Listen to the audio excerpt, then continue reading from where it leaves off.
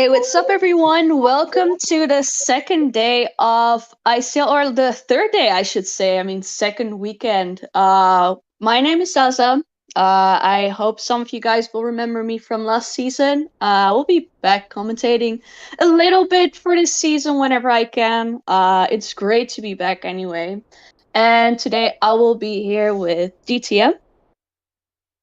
Hey Daza, hi, thank you. Yeah, really excited for the second week now. Already in the second week, time goes by so fast. We got the first matchup here for you guys is PTA versus Last Cipher. This is gonna be a great matchup.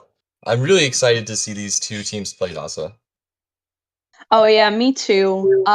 It seems like we will start very shortly. Oh, hold up. Um, if everyone comes back in, okay, there we go.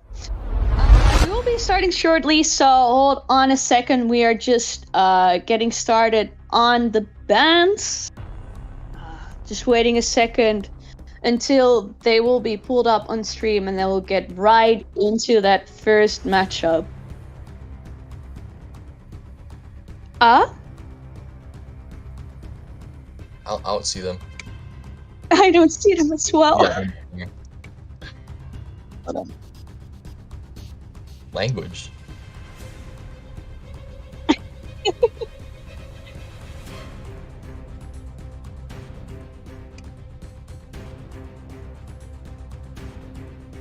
So first off, we are seeing a Sirban. Map is gonna be Moonlit, by the way. Oh. Yeah, we can see it.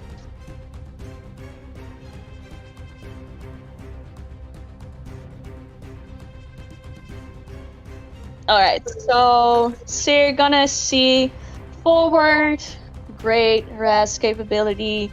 Very important to get that turn into the match whenever things tend to go more so towards the hunter side.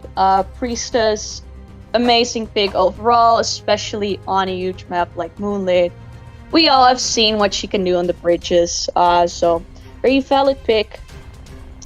Seeming the entomologist Ben coming in as well. Perfumer. So far, really strong team. Not any easy chasing targets. However, we. Hmm? They lied.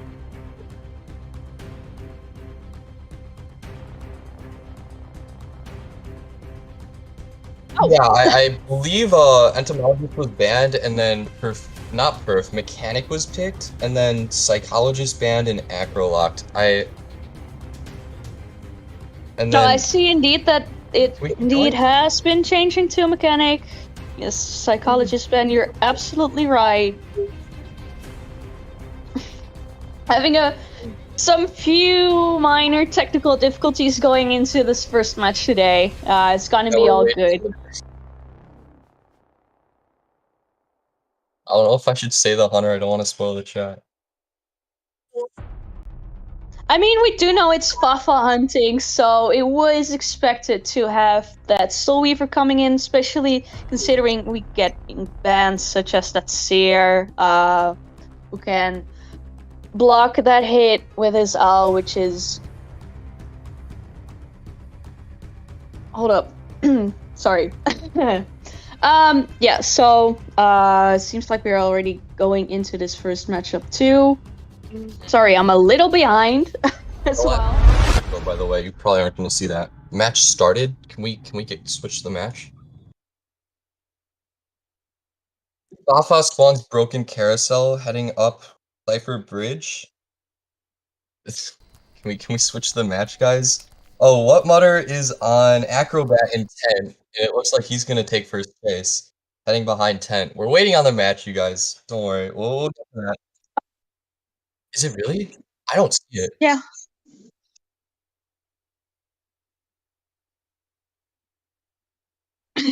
Okay.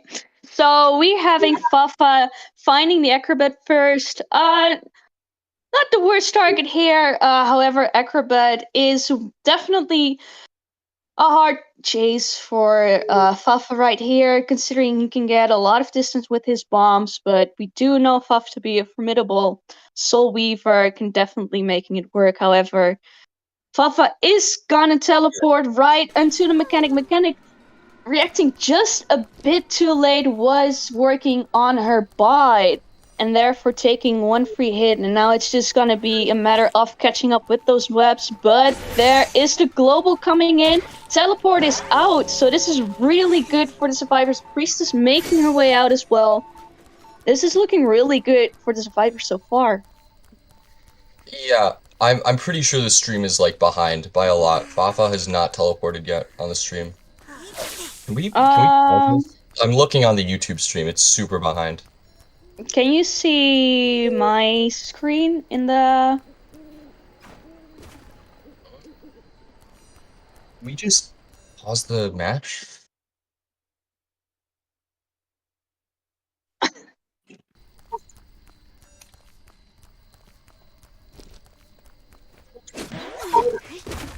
I mean, just yeah, just pause it.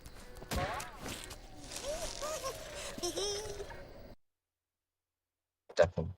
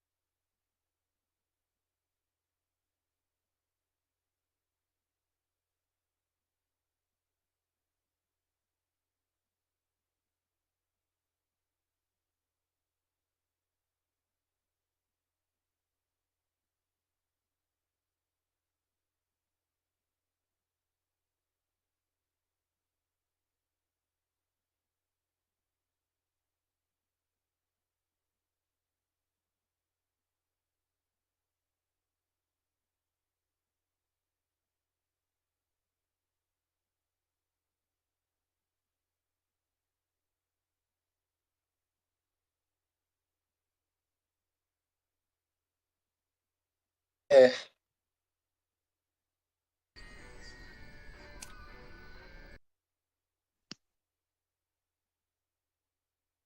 All right, so we are back into this game once again. Our apologies, having some minor issues with the stream, but we are back. Seems like Priestess did get rescued already. DTM, are you in as well? Yeah, I am. Really good web trick from Fafa right now, knowing where his presence was. He gets two webs on forward and able to kill Priestess instantly as well. We saw also Fafa using the cocoon, which was smart. Fafa clearly knows how to deal with this forward, and now it's going to be difficult for him to rest because he's injured. Fafa gets a free chair here. And now Fafa looking like a pretty strong tie scenario, I believe. I'm not sure what the ciphers are like. Forward's getting healed right now, but Priestess going on her second chair now. And yeah, Fafa's in a really nice position right now. Yeah, no, definitely. Really good comeback from Fafa here, considering the survivors did have a little bit of a head start with the global portal coming in, the fact that they could heal up Mechanic entirely. So it's still pretty much anyone's game. However, Priestess is gonna go down here again. It's gonna come up till this forward if he's gonna be able to pull anything here. Yeah, unfortunate that Forward missed that stun. If he had hit it, Priestess might have been able to rebound a little more. But he's still able to harass right now. Fafa going to hit him here. Ooh, And but then with with the that web. spit and that hit, it's gonna be really hard. Only one spit away. Ability is gonna be on cooldown for a little bit, but Fafa is just gonna wait it out here. And there we go Not with with that the spit. web. Beautiful work from Fafa, downing this forward and basically getting this kill on the Priestess. One Cipher remaining. Let's see how this is gonna go down.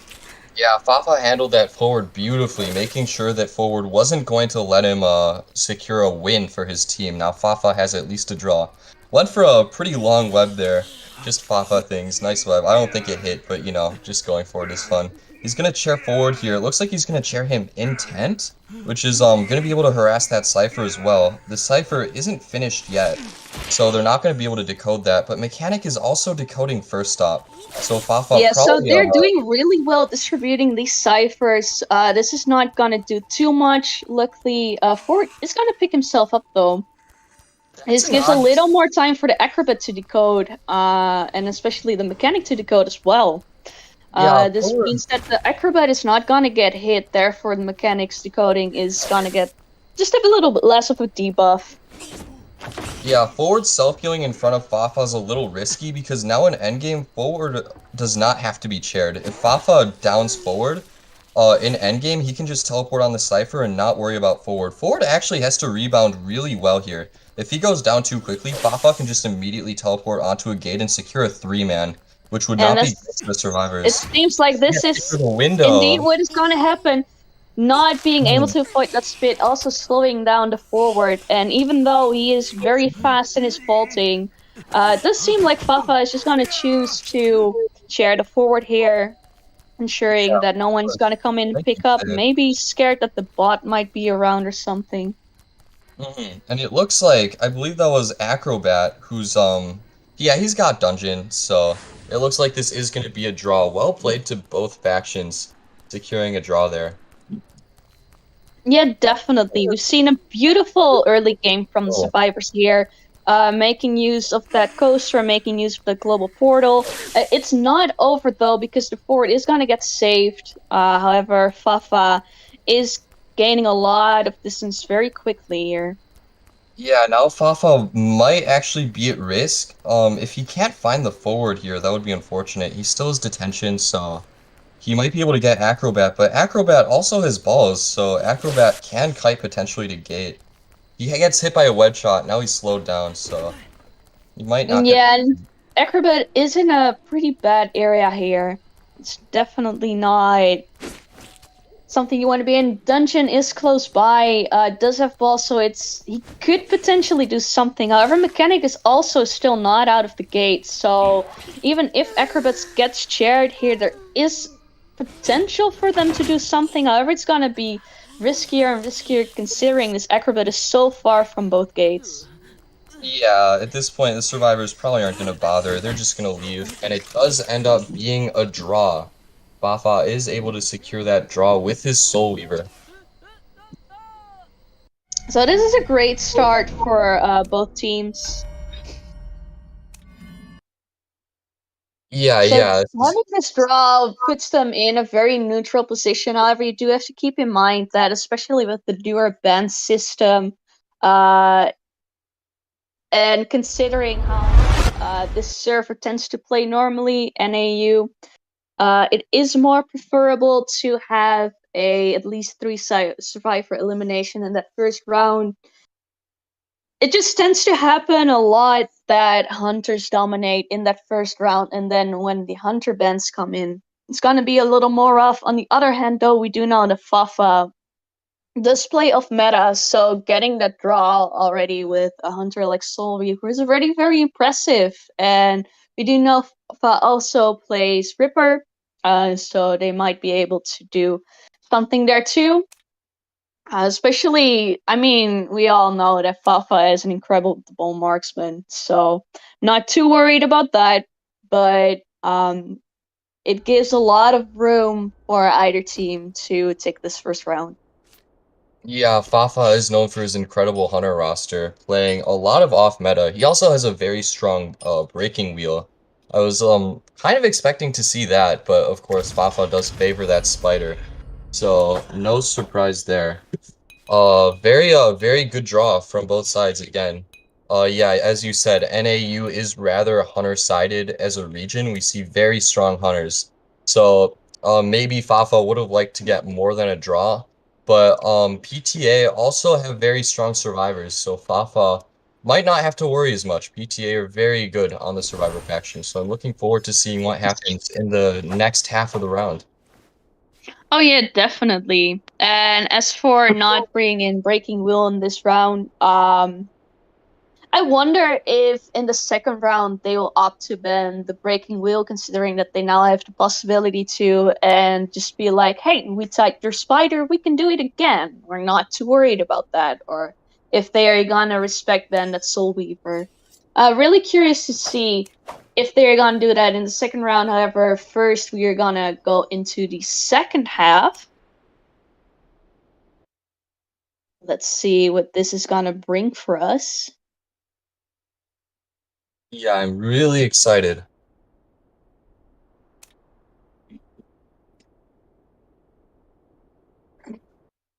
Hmm? Are we off? Hold on. I got invited to a custom. I gotta get out.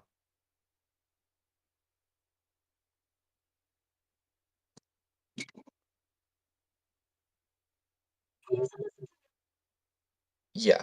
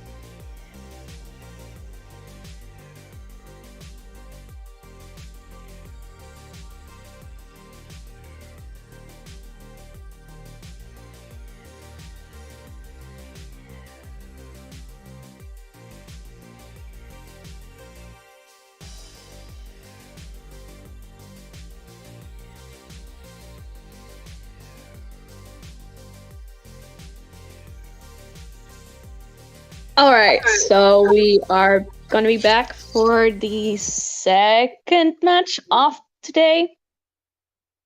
Get Yeah, into these bands. we should be seeing up soon. Yes, there we go. All right. Second match of today. Moonlit River Park. PTA versus Last Cipher. First match ended in a draw, so this can go anyway. It can go anyway. This is going to be a really interesting match because, like I said before, Hunters tend to dominate more on NAU. Therefore, if they can manage to actually get a win for the Hunter in this first match, it will really set the tone for at least the next match, maybe even a possible third round, because it will basically figure out which team will have to be fighting to get their points back, with more and more bans coming in from either faction.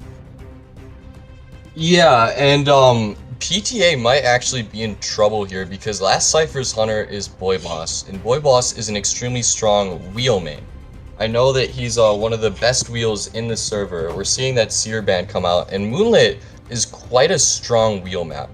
So if Boy Boss plays his wheel here, he's got a pretty good chance at straight up getting a 4-man elimination. We're gonna see forward Priestess lock, same as last match. Forward Priestess, very strong in general on almost every map.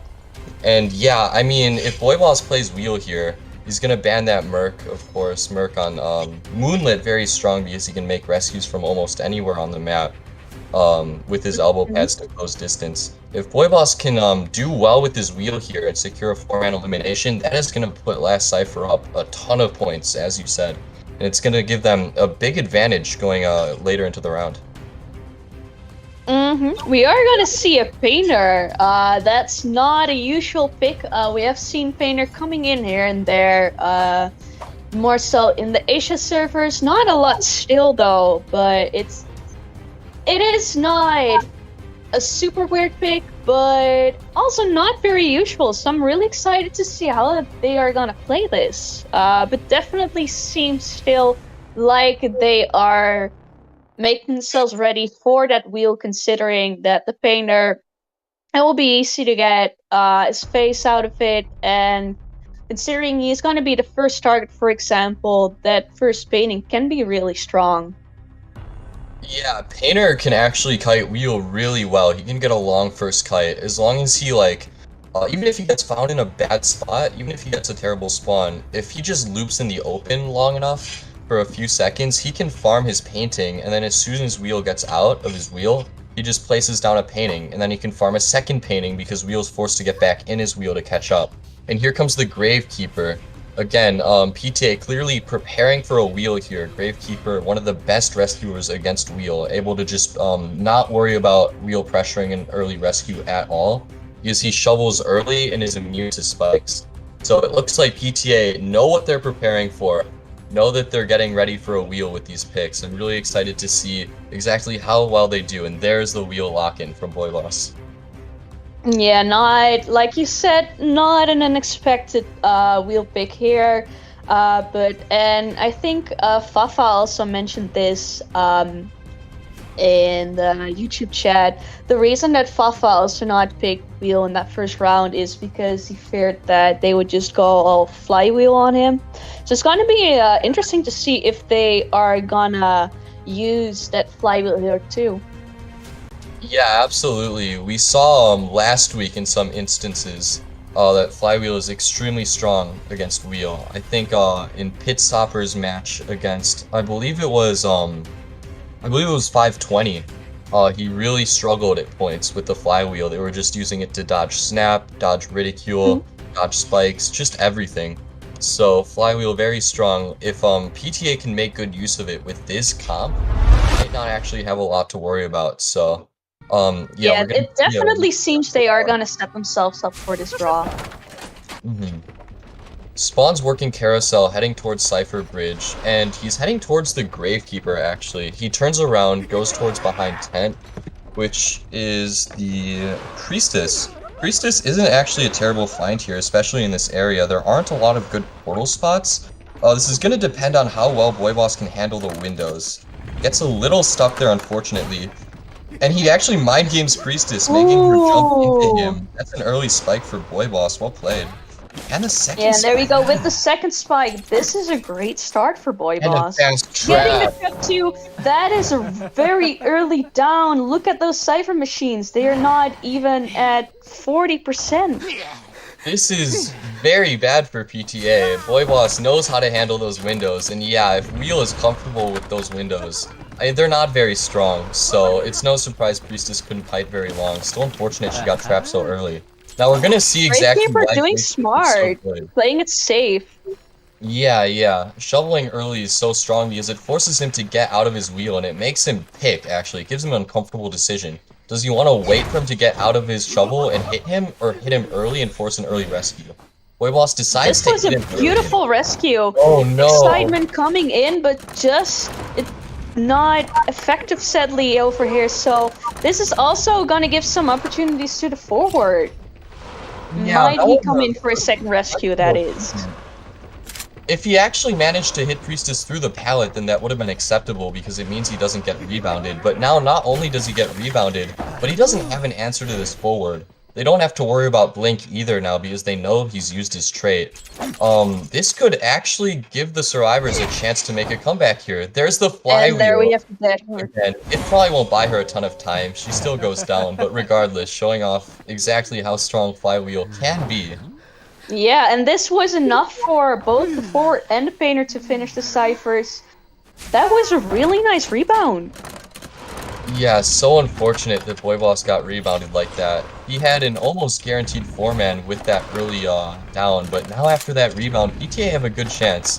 Gravekeeper is shoveling here. Does he plan on going for this rescue? I guess he just didn't want to get spiked. He might actually, he's heading towards the chair. They might just sell. No one else is going for it, and selling here is fine because Boy Boss has full presence.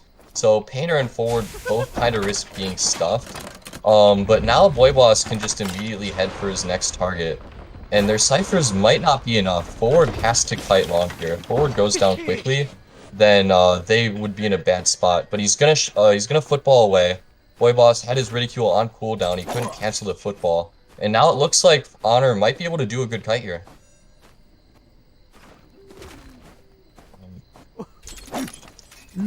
Yeah. So Honor still kiting, still kiting. He's heading around fourth stop. This isn't a great area, but he also has half a football, so it doesn't really matter. He might get trapped in this pallet though. Yeah, he can't go through the pallet. He just goes down. Nothing you can do there. Well placed trap by Boy Boss. And I mean, oh, he's gonna slug. Actually, this is not a bad decision at all because Honor's not dead on a Cipher, using that trump card to peepers. And now the advantage here is he can both make forward, use his self-heal, and immediately pressure Gravekeeper. And Gravekeeper used his shovel earlier, he's gonna go down instantly. That's why using shovel there isn't maybe a great decision because, as you can see, he can't kite, and he goes down so fast, and once again, Boy Boss is in such a good spot now. Unfortunately, Gravekeeper went down instantly, and Forward has to use his self-heal probably because Painter's nowhere near him, and Painter's gonna have to rescue. So Boy Boss, when Forward gets picked up, Boy Boss knows that was self-heal, and he can just slug him again, and that's going to leave them in a bad spot. It looks like Boy Boss, not sure where Painter is. Painter's actually gonna make this rescue for free, which is a little unfortunate, but he also gets to farm Gravekeeper instantly, so it's still fine. And the Ciphers just aren't far enough. He's able to chip Painter too. Painter got hit by that snap, which is unfortunate. Now, Painter actually can't kite either, because Boy Boss can just spike him 3 times and snap him. So now Painter's rebound later in the match, if he gets kited, or if he gets chased, is going to be worse because of that snap. Looks like Forward's going to be trying to decode, but I mean, it's a Forward and they have 2 Ciphers left. Right now, Forward's Cipher is only around 40 at 4th stop. Painter, right now, he gets spiked here, and now he just can't rescue. This is looking like a pretty difficult situation. Yeah, right now Boy Boss knows that he's got a ton of momentum. Gravekeeper's gonna die.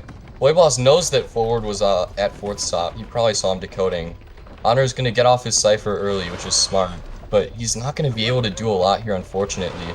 Boy Boss has his ridicule up now, and Honor has no football left. He's probably gonna die pretty quickly here. And once he does, Boy Boss can just slug him again, because he knows he has no self-heal. And there's still a 2 side. Oh, he misses his ridicule? Oh no, it hits. It hits through there. I actually forgot. Those stairs are annoying at 4th stop. And yeah, now he's slugged. This is looking like a 4-man for Boy Boss. There's just nothing that Painter can do. He doesn't have a syringe or anything. He's half health. His painting does nothing. Boy Boss can spike him twice. And then, oh, he didn't have ridicule. Oh, it still doesn't matter. He actually walks around the painting. He got lost, unfortunately. He's really trying his best to ignore it, but he couldn't. Again, it just doesn't matter because Forward's so far from bleeding out. Maybe if Forward was closer to bleeding out, Painter could try to push for a dungeon kite after he dies, but it's not gonna happen. Even if Boy Boss misses that ridicule, it still doesn't matter. We're seeing Boy Boss looking around, trying to dodge the painting. This is a trap there. Again, there's not much Painter can do here. Now it's just gonna come to a mind game. He gets his painting cancelled, and there it is. Extremely well played to Boy Boss. Getting that 4-man, so well played by Boy Boss. Unfortunately, I think Daza died, so... No, I'm here. I'm here. You are? Yeah, I'm here. Oh, hi. I'm sorry. I was talking so much. Oh my Like, gosh. Oh, what do you think about that match, Daza? I mean, I'm gonna be honest. I think it perfectly summed up like what we said at the start already. Boy Boss, incredible wheel player. Did beautifully here. Showed what he's capable of. That early down on the priestess, getting that early elimination is really important for hunters who have this amount of map pressure, because from there on, once you have that amount of map pressure, you can basically, what you saw happening, you can bleed out the forward, like you said as well. You know that he's gonna self pick because the Boehner is forced to go for that rescue, and from there on, it's just gonna be how should I call it? Just showing what that speed and map pressure can do, and it's gonna you can try as a survivor to get like something in between. Means that someone has to guide really well for the other survivors to heal up, get some more ciphers done, but looking at, for example, the Gravekeeper having to use those shuffles fairly early on too, just meaning that he's out of items, and being out of items and resources against a hunter that's just building presence with that incredible map pressure, it's basically a sealed fate. Yeah, exactly. And I think that match really highlights just how strong Wheel is at snowballing. Priestess got a really good rebound, but it ended up not meaning anything just because of how fast that initial down was. Even with the rebound, they weren't able to push the ciphers enough, and Wheel is the type of hunter that can just like he snowballs so hard. He can slug and chase survivors on the other side of the map, and he can move around so quickly on a big map like Moonlit even. It just goes to show how important that early game is if you want to secure a draw against Wheel. Boy Boss showing his expertise with Wheel, getting that early down on Priestess, hitting a great trap to kill her, and then knowing to slug forward and chase Gravekeeper who had no items. He really showed off his game sense there with his decision making. So well played to Boy Boss there, securing a 4-man elimination and giving Last Cipher an early lead in this first round. All right, so we're gonna head into a small intermission right now. We'll be back soon. Just hang in there. We're gonna be there with the second round of this amazing matchup between PTA and Last Cipher. There is a lead, but it's definitely not done for Last Cipher just yet. Let's see how they're gonna be able to come back from this.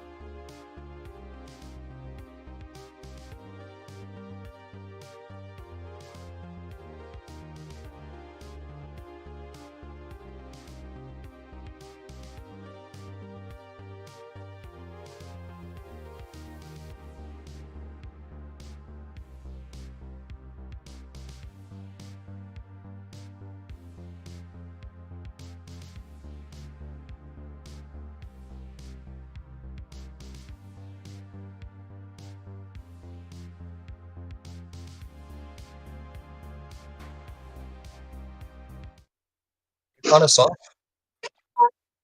Oh, okay. Hello and welcome back to week 2, day 1 of ICL here. We have round 2 of PTA versus Last Cipher. Now, for the map, I believe forgot I forgot again. LC picked Lakeside, so we're gonna be on Lakeside for the second round here. Dazo, what do you think about this map pick? Um, I mean, I'm gonna be honest. I think from what we've seen, especially from Fafa, this seems to be a favorable pick from Fafa actually. Probably considering it's a really open map. Like I said earlier, Fafa's an incredible marksman. Might pull out something like Soul Weaver or Ripper again.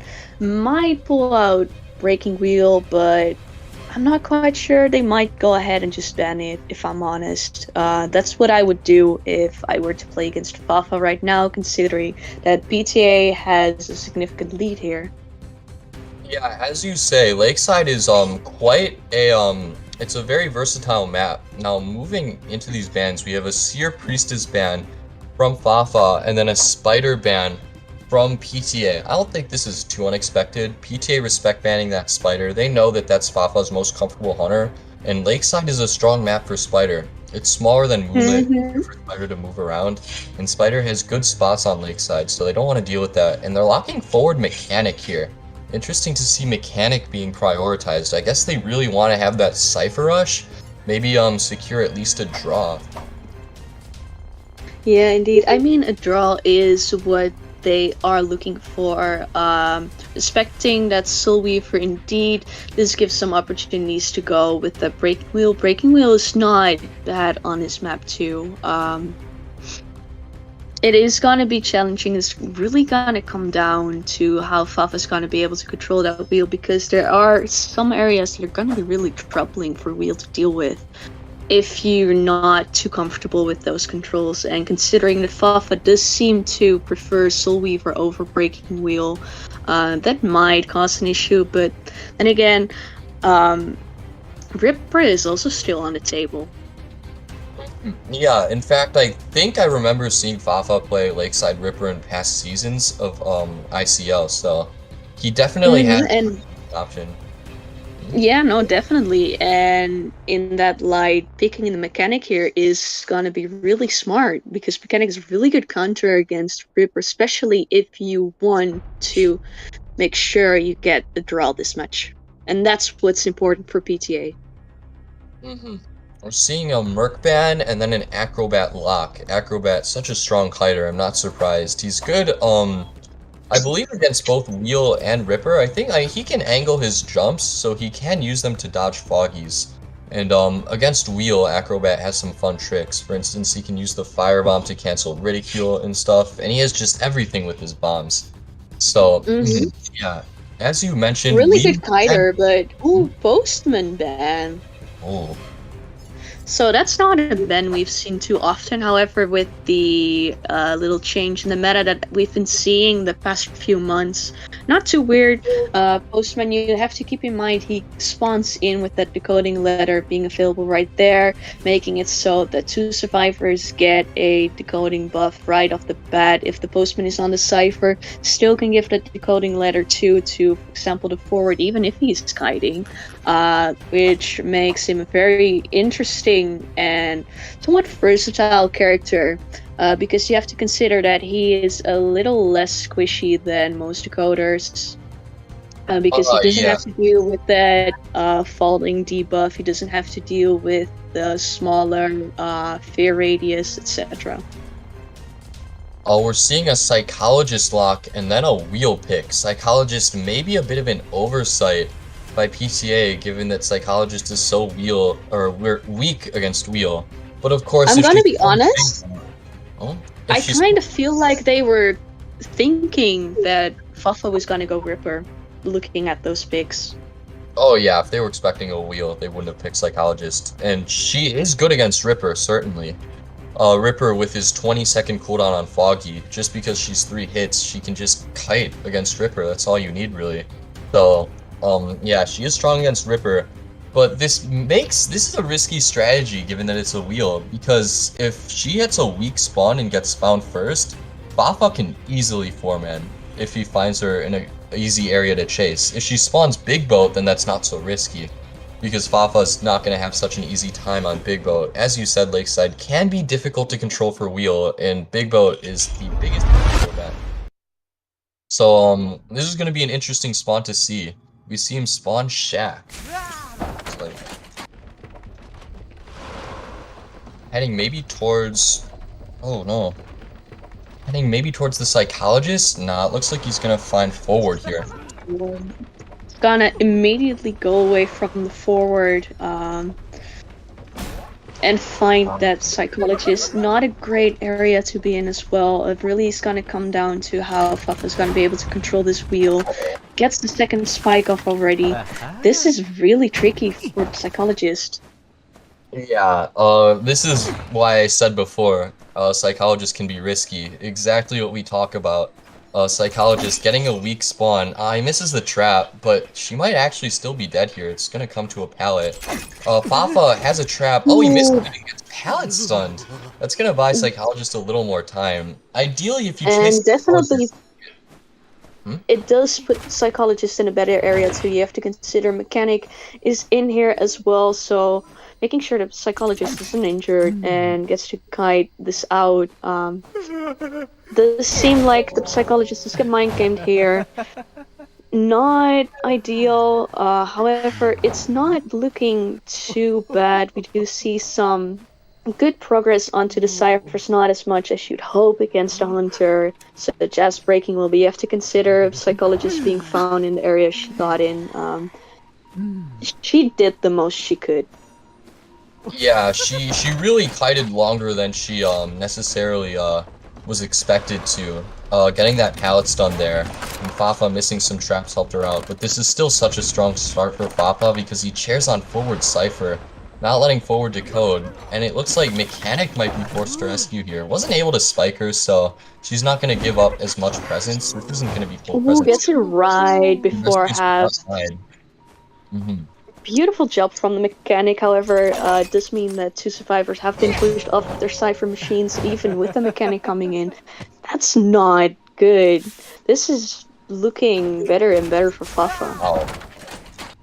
He did use his blink on the psychologist, which means she does die to maybe one spike. It's difficult to tell because psychologist kind of ends up between 1 and 2 spike range.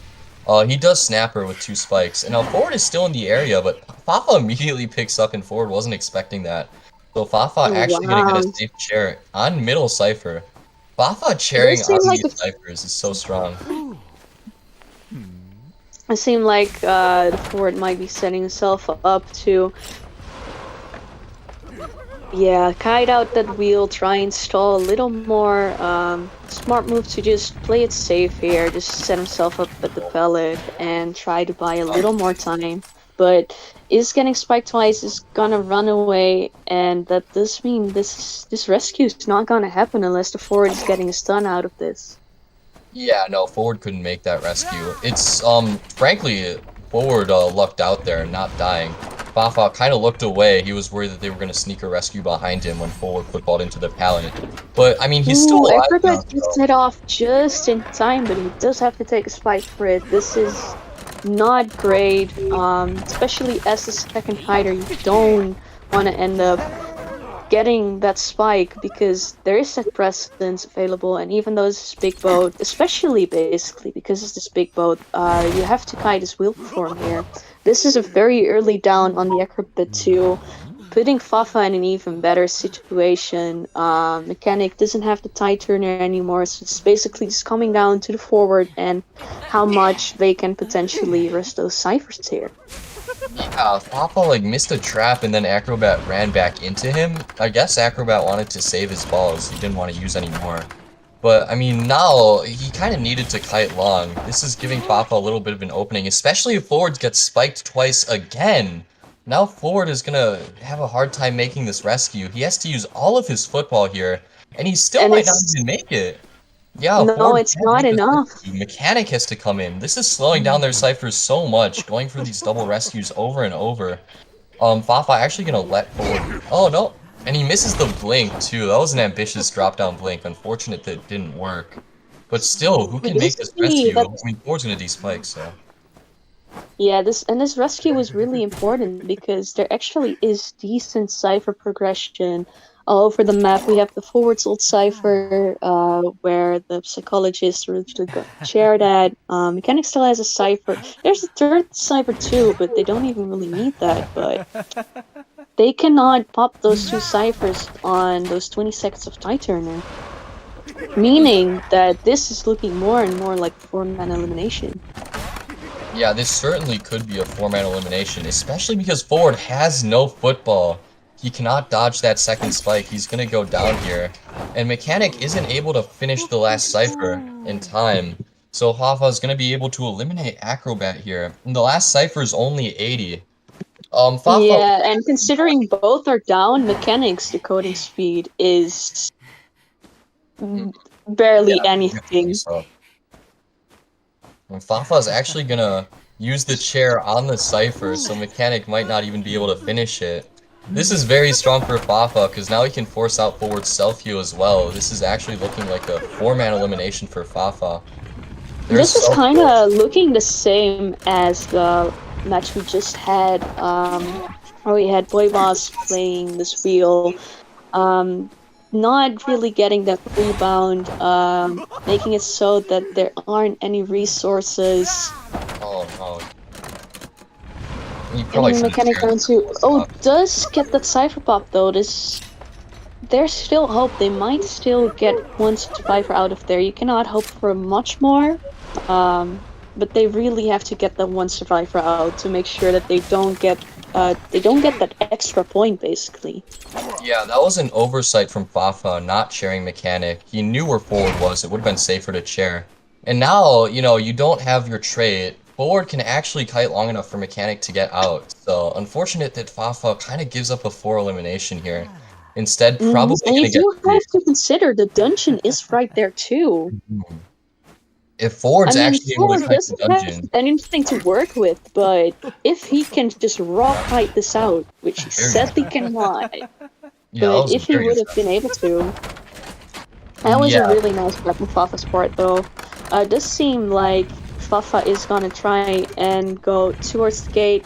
Mechanic's not opening that gate, so she's gonna be able to open Cornfield just in time. Bot is still right there too, so there's the tonight is coming in too, making Fafa waste a little bit more time. It doesn't really matter though. Forward is not able to pick himself up anymore, so unless Mechanic can get that bot off towards the forward, which is not very likely, seeing how much progress there is left on the bot. But yeah, in the end. although if the forward is gonna crawl towards the bot, they might actually be able to do it. That would be that would be very surprising if Forward can actually get out from here. But Fafa's running insolence, so Forward's only at like 60%. He's not going to be able to make it. And yeah, Mechanic was very smart to go to the other gate. Was able to get it open and Fafa not able to interrupt her in time. And it's a three-man elimination from Fafa. Very good job from LC's survivors. Actually able to get a survivor out there and not give up 5 points. It's Yeah. important to get that one escape there to secure some points. But regardless, strong from Fafa securing three points for his team. Well played from both sides. Oh yeah, no, definitely. Like we said, Last Cipher wanted this win. They needed this win. It would have been better if it was a four-man elimination, but this kind of puts them back into the game. PTA is still at an advantage, but Last Cipher's catching up, so it's gonna come down to this what the hunter's gonna be able to do for them. If they are gonna get another four-man elimination, that means that PTA will win the second round too, which means that they will win this matchup. In the case they draw or get a three-man elimination, or I mean a three-man escape, I'm sorry, then that means that, wait, kind of losing where I was going. I don't think my math is mething right now. Um, yeah. So let me see. Yeah, if they get a three-man elimination, that means from PTA's side that we will go into a third round. And if they get anything less than that, we'll also get a third round. So they want to make this short. They have to get this four-man elimination, and otherwise we are gonna see a third round. Yeah, now there's a lot of pressure on Boy Boss. He has the ability to end this matchup right now if he can just get a 4 kill. But he doesn't have Wheel now. We saw how strong Wheel can be on Lakeside with Fafa getting a 3 kill. So Boy Mm-hmm. Boss, yeah, his Wheel is always going to be banned. And now it kind of depends on if he can use a secondary to get a 4 kill, which is going to be really interesting. I'm not sure what other hunters Boy Boss plays. So, do you actually know, Dasa? I will be honest, I actually do not know as well. I will be honest, I haven't done my research as extensively as I normally do for the past 2 seasons. I'm very sorry for that. So this is gonna be as much as a surprise for us as for a bunch of people watching. Yeah, I Um, think but I I saw him mean, as a badge. I don't it remember would what. be nice if they can get that four-man elimination. However, they do have some space to work with. They do still have a lead. Um, it is currently 8-5, means that as long as he can get a draw out of this, he's gonna be safe. They're still gonna be in the lead, so they'll head into that third round with that advantage that they really want in that third round, of course. Because, like I said, more and more bands coming in, and that really makes, especially on the hunter side, a lot harder to actually do something for your team. Mhm. Yeah, it's going to be rather difficult like that. We're still waiting on everyone joining the custom. Yeah, as you said, the point lead is important, even if Boy Boss only ties and they lose the second round because of the point differential. It's gonna give them less pressure in the third round because they can just go for a win by points. So, PTA are at an advantage here. Um, Yeah, Let's see. He could just play BQ if he wants to tie. If he has a Dream Witch, then that would work. Round 2 Dream Witch is strong. Maybe he plays Geisha? I think he had a Geisha badge. And Geisha is pretty strong on Lakeside. yeah. I mean, even if they're gonna ban that breaking wheel here, there are a lot of options for Boy Boss. It just Mm. has to be smart with whatever hunter he's gonna pick, and in lights of if he's gonna go for the geisha, ensure that he bans stuff such as seer, maybe even a psychologist who can tank that third hit. Yeah. He Boy really Boss. has to be wary of what he's gonna ban, what they might play, and then maybe even change according to that. Maybe go from a geisha if that's what they're expecting to a bloody queen if he sees that the team comp's not gonna work out. Just anything at all to ensure the draw. Don't take too many risks. Of course, you can go for the four-man elimination. You can end this here, but it's not necessarily the best move unless you're an extremely confident hunter. Yeah, Boy Boss is actually S4 Geisha right now. He has the S badge on Geisha, so we could see that. It's gonna be a sear forward ban and a wheel ban, and then it looks like the lock is going to be mercenary, and we're still waiting on the last one. And Enchantress. yeah, they are Wow. expecting geisha. They are Uh, definitely setting all in on geisha. yeah, Enchantress. Because if it is anything else, you're not gonna play Enchantress against the Bloody Queen. That's suicide. I'm gonna be honest, that's just straight up suicide. I mean, you could say, maybe against the Sculptor, you're not gonna play Enchantress against the Dream Witch, for obvious reasons, because the leeches, they don't share the stun. So, but Enchantress is, of course, it's the tight kiting queen, and that's really strong against Geisha still. if you know how to work those butterflies and the mind game around them in tight areas.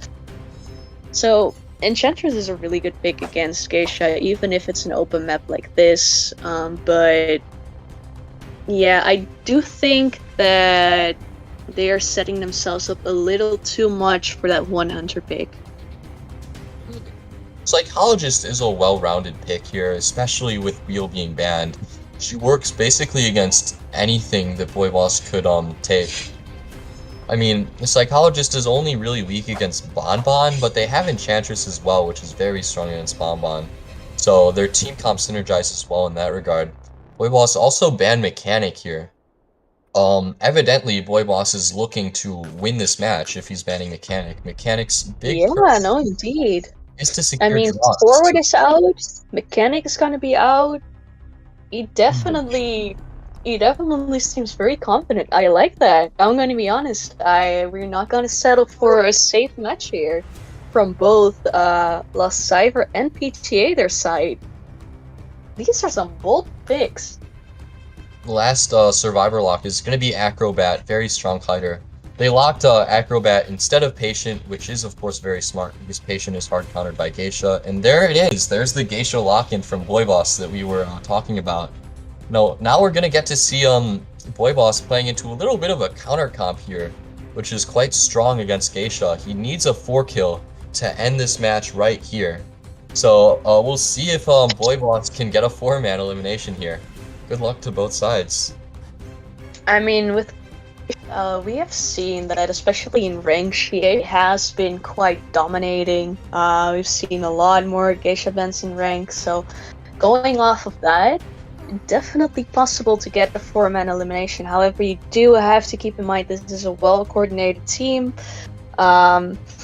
There isn't much of a decoding debuff as well. Enchantress doesn't have it. Psychologist decodes as a normal survivor, and so does Acrobat. So only the Mercenary is gonna be somewhat more of a weaker link on the decoding side, of course, because we know that with this elbow pass, he's a formidable guider. Still has to be wary with it, of course, because Geisha can just dash upon him. But at this tier, I do expect that they know how to deal with that. Yeah.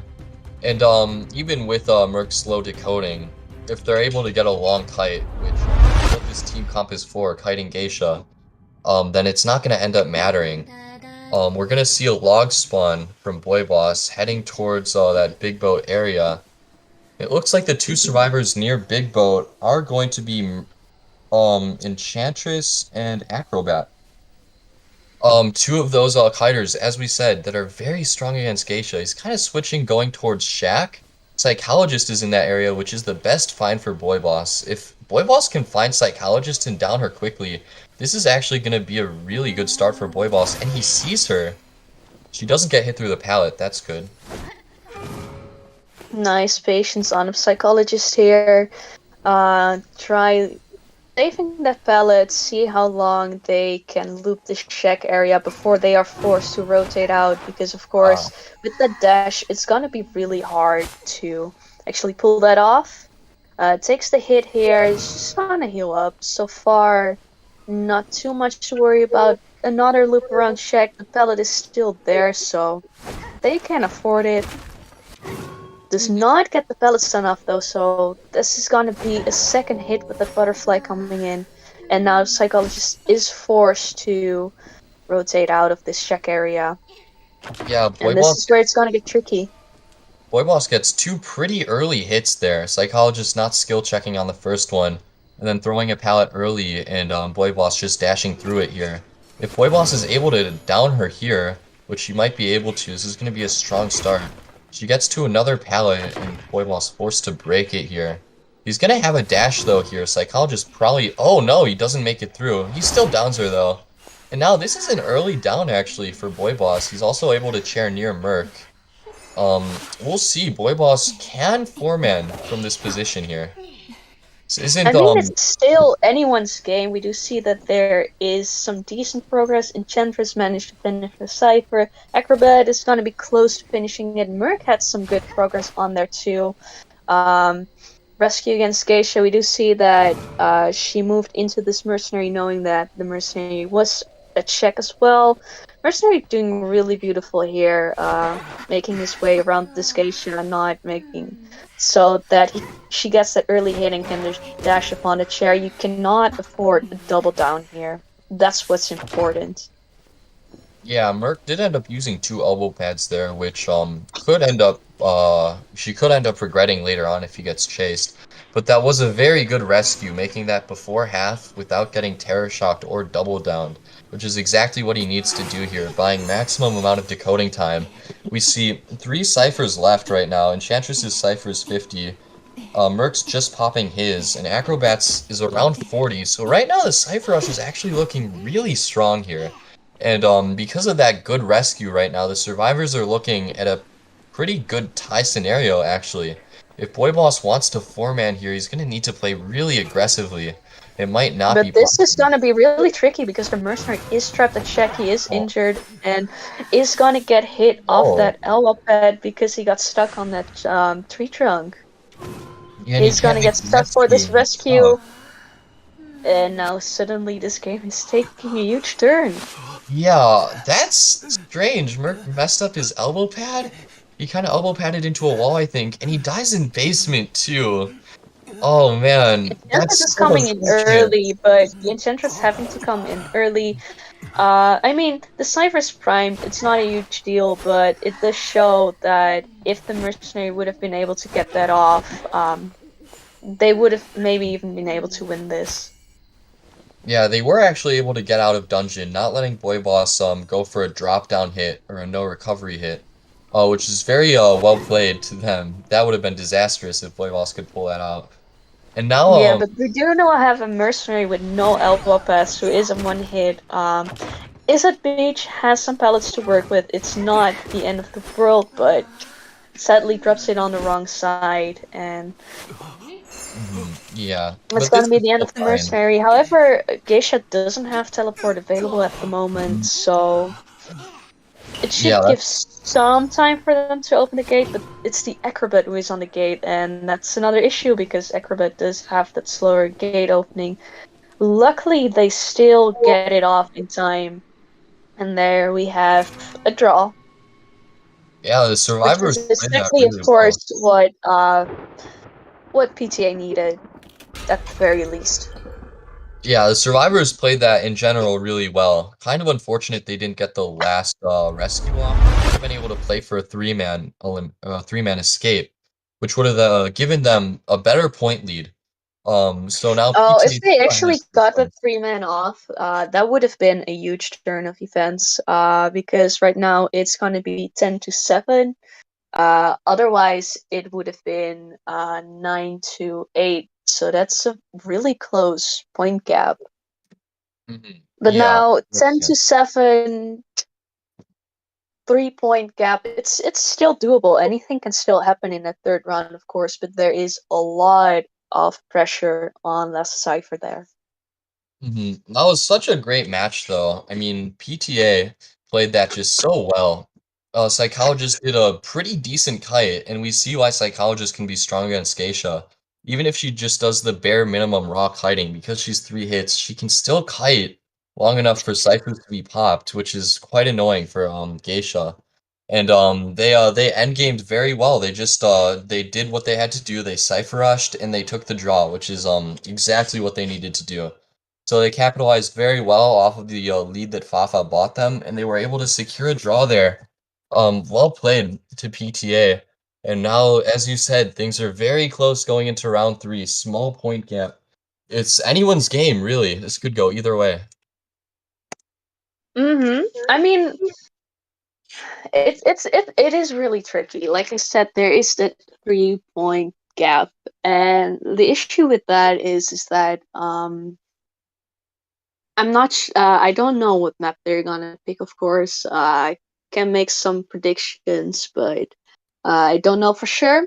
What I do think is that unless it's gonna be a map like Arms Factory, which might be on the table, they are gonna up to Ben, Fafa, Soul Weaver, and Wheel.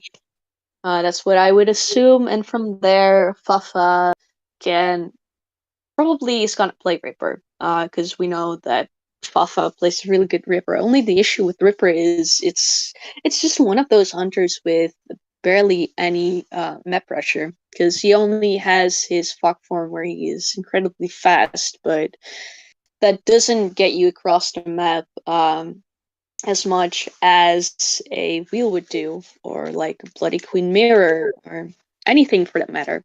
So the thing is that Fafa will have to play for draw and hopefully get a 3-man. And that puts a lot of pressure on Last Cipher survivors, because that means that no matter what, they have to win. No matter how the next match is gonna go down, they will have to win the survivor round. And we have seen Boy Boss is an incredible hunter. We've seen them play a counter comp towards this geisha and still managing to get a draw out of this. So this puts the Last Cipher survivors especially in a really tricky position. Mhm. Yeah, that's true, but we've also seen Fafa get four-man eliminations with his Ripper. So it's gonna depend on how well he can do. As you said, Ripper not very strong when it comes to map pressure, and his chase can also be inconsistent. If he misses a single foggy, the cooldown on that is 20 seconds. He just gets hard punished for making small mistakes. But if he Mm-hmm. can get a good early game, if he can hit his foggies, he can be scary. We've seen Survivor comps that weren't prepared for a Ripper just get utterly dismantled. So they have to watch out for that for certain. Yeah, I do think we're gonna see a spider wheel ban um for Fafa. They're probably not gonna let him play either of those. They're both very strong hunters that Fafa is very skilled at.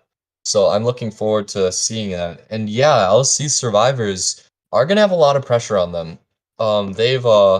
They did well against Geisha. They did well against Boy Boss's Geisha, but we're not sure what we're gonna see in the third round, so it's a big mystery to us. Yeah, no, indeed. Uh, I do wonder if we are gonna get. Let me check. Are we gonna get another intermission before going down to this third round? Considering they do have to do coin flip and get the map bans.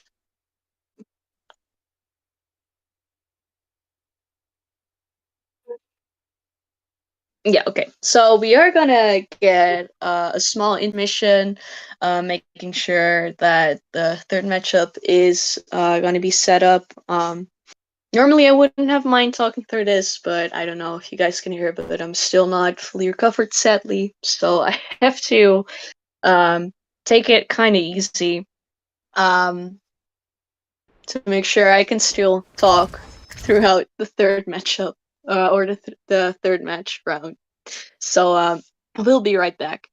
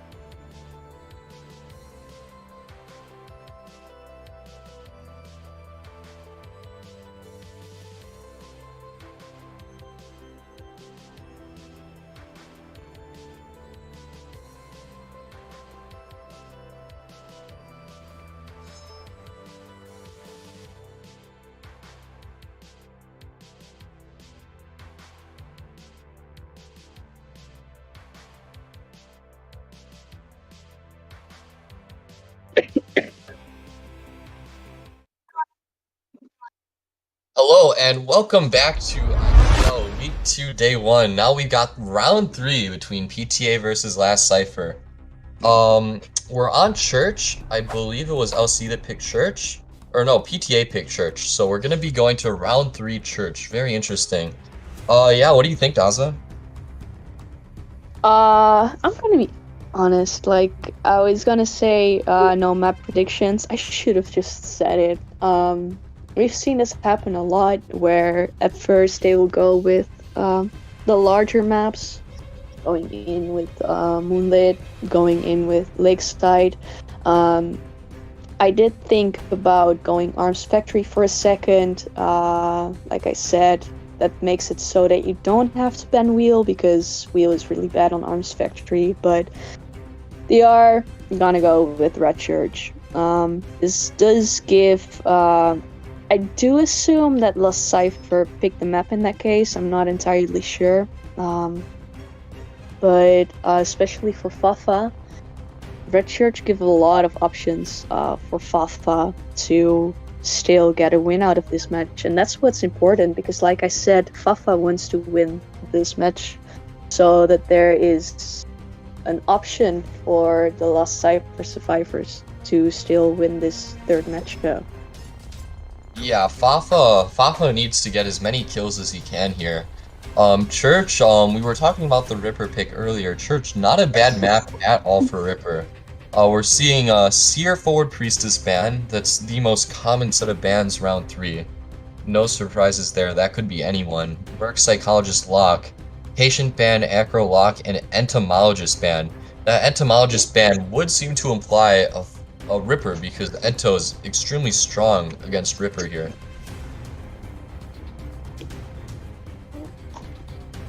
Yeah, no, indeed. It just, Patient is kind of more of an interesting ban, because he does take a second to get that hook off, but on the other hand, Patient gets a lot of distance, a really strong kiter, could also cross a lot of distance coming in for rescues, so looking at that, it does make sure if Fafa's gonna go Ripper here. Other than that, it does seem, again, Mercenary, Psychologist, Acrobat, Perfumer, all really strong kiter picks. You want to have strong kiters on your team if you're going up against a hunter, such as Ripper. Same would go if they decide to go like Bloody Queen or maybe Geisha. There we have Bloody Queen. Did not entirely expect that, but I think Fafa might have said here, they are probably expecting Ripper, and I do want a bit of map pressure. However, what is interesting to me about this Bloody Queen pick here is that Bloody Queen is just typically a tie hunter, and Fafa cannot afford to draw here. Yeah, I mean, Fafa can like play something like a normal BQ, which we've seen be used to secure wins at a high level, so that's an option. But yeah, especially with the Perfumer lock, Perfumer is very strong against BQ. That's basically her only use in the meta is specifically to counter BQ. So playing Mm-hmm. BQ into Perfumer is interesting. But yeah, Perfumer not a very strong survivor in general. She's good against Wheel, but she also feeds a lot of presence, which can be dangerous. BQ doesn't really care about presence, so it's not particularly Mm-hmm. risky, but still interesting seeing a rather rare survivor and Perfumer being played. But yeah, as you Yeah, said, BQ. it's gonna come down to whoever Fafa finds first here. You preferably Psychologist, Acrobat, also a possibility, definitely not the Mercenary and the Perfumer. Spawning at top broken. He's heading towards could be Perfumer find here. Yeah, this could be a long kite for Perfumer. Fafa is going to see her here. If Perfumer, as long as she doesn't mess up her perfume, Fafa is going to have to try to bait it out if he wants to kill her quickly here. Actually, Yeah, Fafa seeing the Perfumer and saying, nope, nah, not Perfumer, I cannot afford to get kited here. it's good for Fafa though because now he might actually end up seeing Psychologist, but he doesn't actually go in that direction. He's actually heading back, which is weird. He knows the only survivor in this area is Perfumer. I guess he thought twice about it and decided that he'd rather chase Perfumer. Now This he's losing time just does. walking around. They really waste a lot of time here. Fafa needs to get onto someone quickly because this get that Acrobat here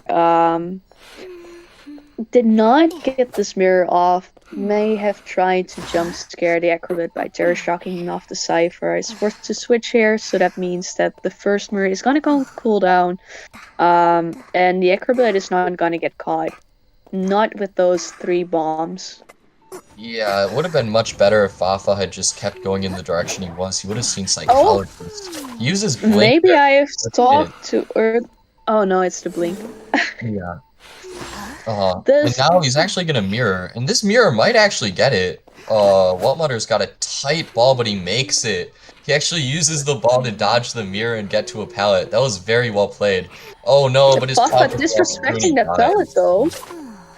Losing the pallet mine game there is so unfortunate. He made a really good ball there, which could have bought him a lot of time, but Fafa kind of outplayed him there. And even with his slow start, Fafa definitely can tie from here.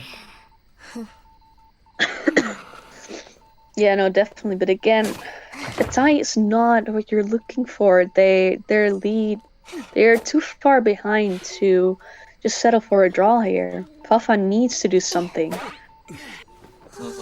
Unfortunately, with BQ, as well as Blink BQ, it looks like Fafa was kind of playing for a tie the entire time. Now Acrobat might actually rebound here. He's gonna dodge this mirror. Oh, he doesn't! He gets hit! Oh, that's so Wow. unfortunate. He didn't dodge the mirror. If he could rebound there, that would have been very strong for the survivors. But now Fafa consolidating his tie there with that mirror. Yeah, but Very it seems like the mercenary is gonna get healed by the psychologist. Might just go for second rescue, meaning that the stronger survivors are just gonna be left to decode. Unless... No, it's actually psychologist is coming in. So yeah, that means that mercenary is getting the time to decode that cipher machine. They're just gonna heal up, play it safe, set themselves up for a strong endgame. yeah, Psychologist comes in for the rescue. No Tide, which is expected. Psychologist doesn't tide on this comp usually. She does get the body block, and these ciphers are actually both 80. Fafa knows that the ciphers are almost finished. He's forced to chair Psychologist, and now all of a sudden, this is actually looking like a 3-man escape for the survivors. That body block by Psychologist bought enough time for Acrobat to get away. That might have single-handedly gotten them a 3-man escape. Oh, the mirror was really close, but it's not Fafa, enough. The acrobat is doing a beautiful job out guiding that mirror, realizing its position, and they're just gonna pop. Acrobat is saying the mirror is out. We have to do it now.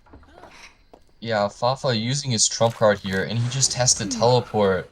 Unfortunately, he wasn't able to get Acrobat out of the game. And I mean, even though there are kind of two survivors in the area, as long as Perfumer doesn't die like instantly, this is still a three-man escape. There's just not a lot Fafa can do. They're gonna open back gate, and Merc is just gonna elbow pad over there. And Perfumer doing a good job rock hiding a detention BQ here. Um, she does perfume back. It gets to the pallet, still going. Perfumer kind of flexing her raw kiting here. Not even getting air shock there. And A she's gonna be beautiful able job to from the perfumer. You have to meet give it to her. Dungeon. She doesn't ever make that dungeon though. Fafa has a mirror now. But she doesn't need to. A three-man escape here is so strong. She does A perfume back three-man here. escape is enough Oh for them to no. win. Oh, he doesn't have mirror and he got pallet stunned. That was too risky. Walking through that pallet was too risky. Now he gets kited to dungeon as well? Oh Wow, the no. perfumer clutching that dungeon wide.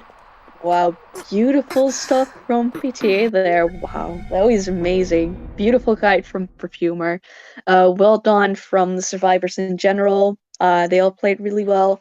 Um, I have to say, Fafa lost a bit too much time early game, giving them probably a good 30% of the coding on at least two Cypher machines. And you saw that end game when the acrobat got off of his second chair when the psychologist was getting chaired. Those ciphers were already 80, and that could have been maybe 50. So that bought a lot of time for the ciphers, meaning with that cipher rush is just too strong. Getting that four-man escape, meaning that um, there sadly isn't a chance anymore for a cipher to win this round. Yeah, Fafa, the early game was so strong, and then Fafa, he played too risky in the end game. He needed to at least get one out, and unfortunately, he missed a mirror and got pallet stun, letting Perfumer kite to dungeon there. So unfortunate that he made a misstep there. Of course, getting a one man there is already putting LC at a very big deficit, so it might not have made a difference, but regardless, very well played to PTA. And now, yeah, as you said, no chance for a comeback. PTA wins automatically just off of points because of that 5-0. And now PTA win this matchup between LC. So congrats to PTA and well played to both sides. Well played to both sides indeed. We are just gonna check with the teams if they want to still play that second half of the round. We assume though it's probably not gonna happen as we still have another matchup to go as well. And I think everyone doesn't want to spend too much time um, on this tournament. Mainly considering that the intermissions are quite long. We do realize that too. Sadly, it does take a bit to do the coin flips, get the bands in, get everyone into the match. Stuff like that takes a little bit of time. Does drag it out a little bit. So we're probably gonna move on to the next matchup. For that reason, however, we do want to give them the opportunity to still play that second half if they want to.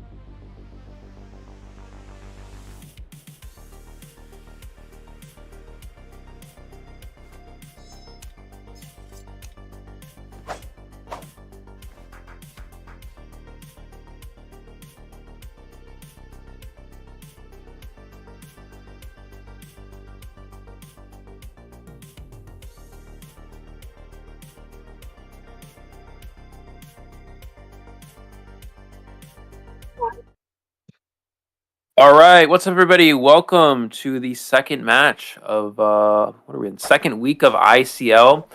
We have CH4 versus Con. So this is going to be another one of those matchups that, on paper, is relatively close. I think going into this matchup, definitely CH4 will have a slight advantage. Being a KOA qualifying team or a top 8 qualifier team for KOA rather for NAU. And just a lot of tournament experience in general. Whereas Con, this is more a bit newer to the tournament scene. And still trying to find the right track to get on this competitive pace. But we'll see how this plays out.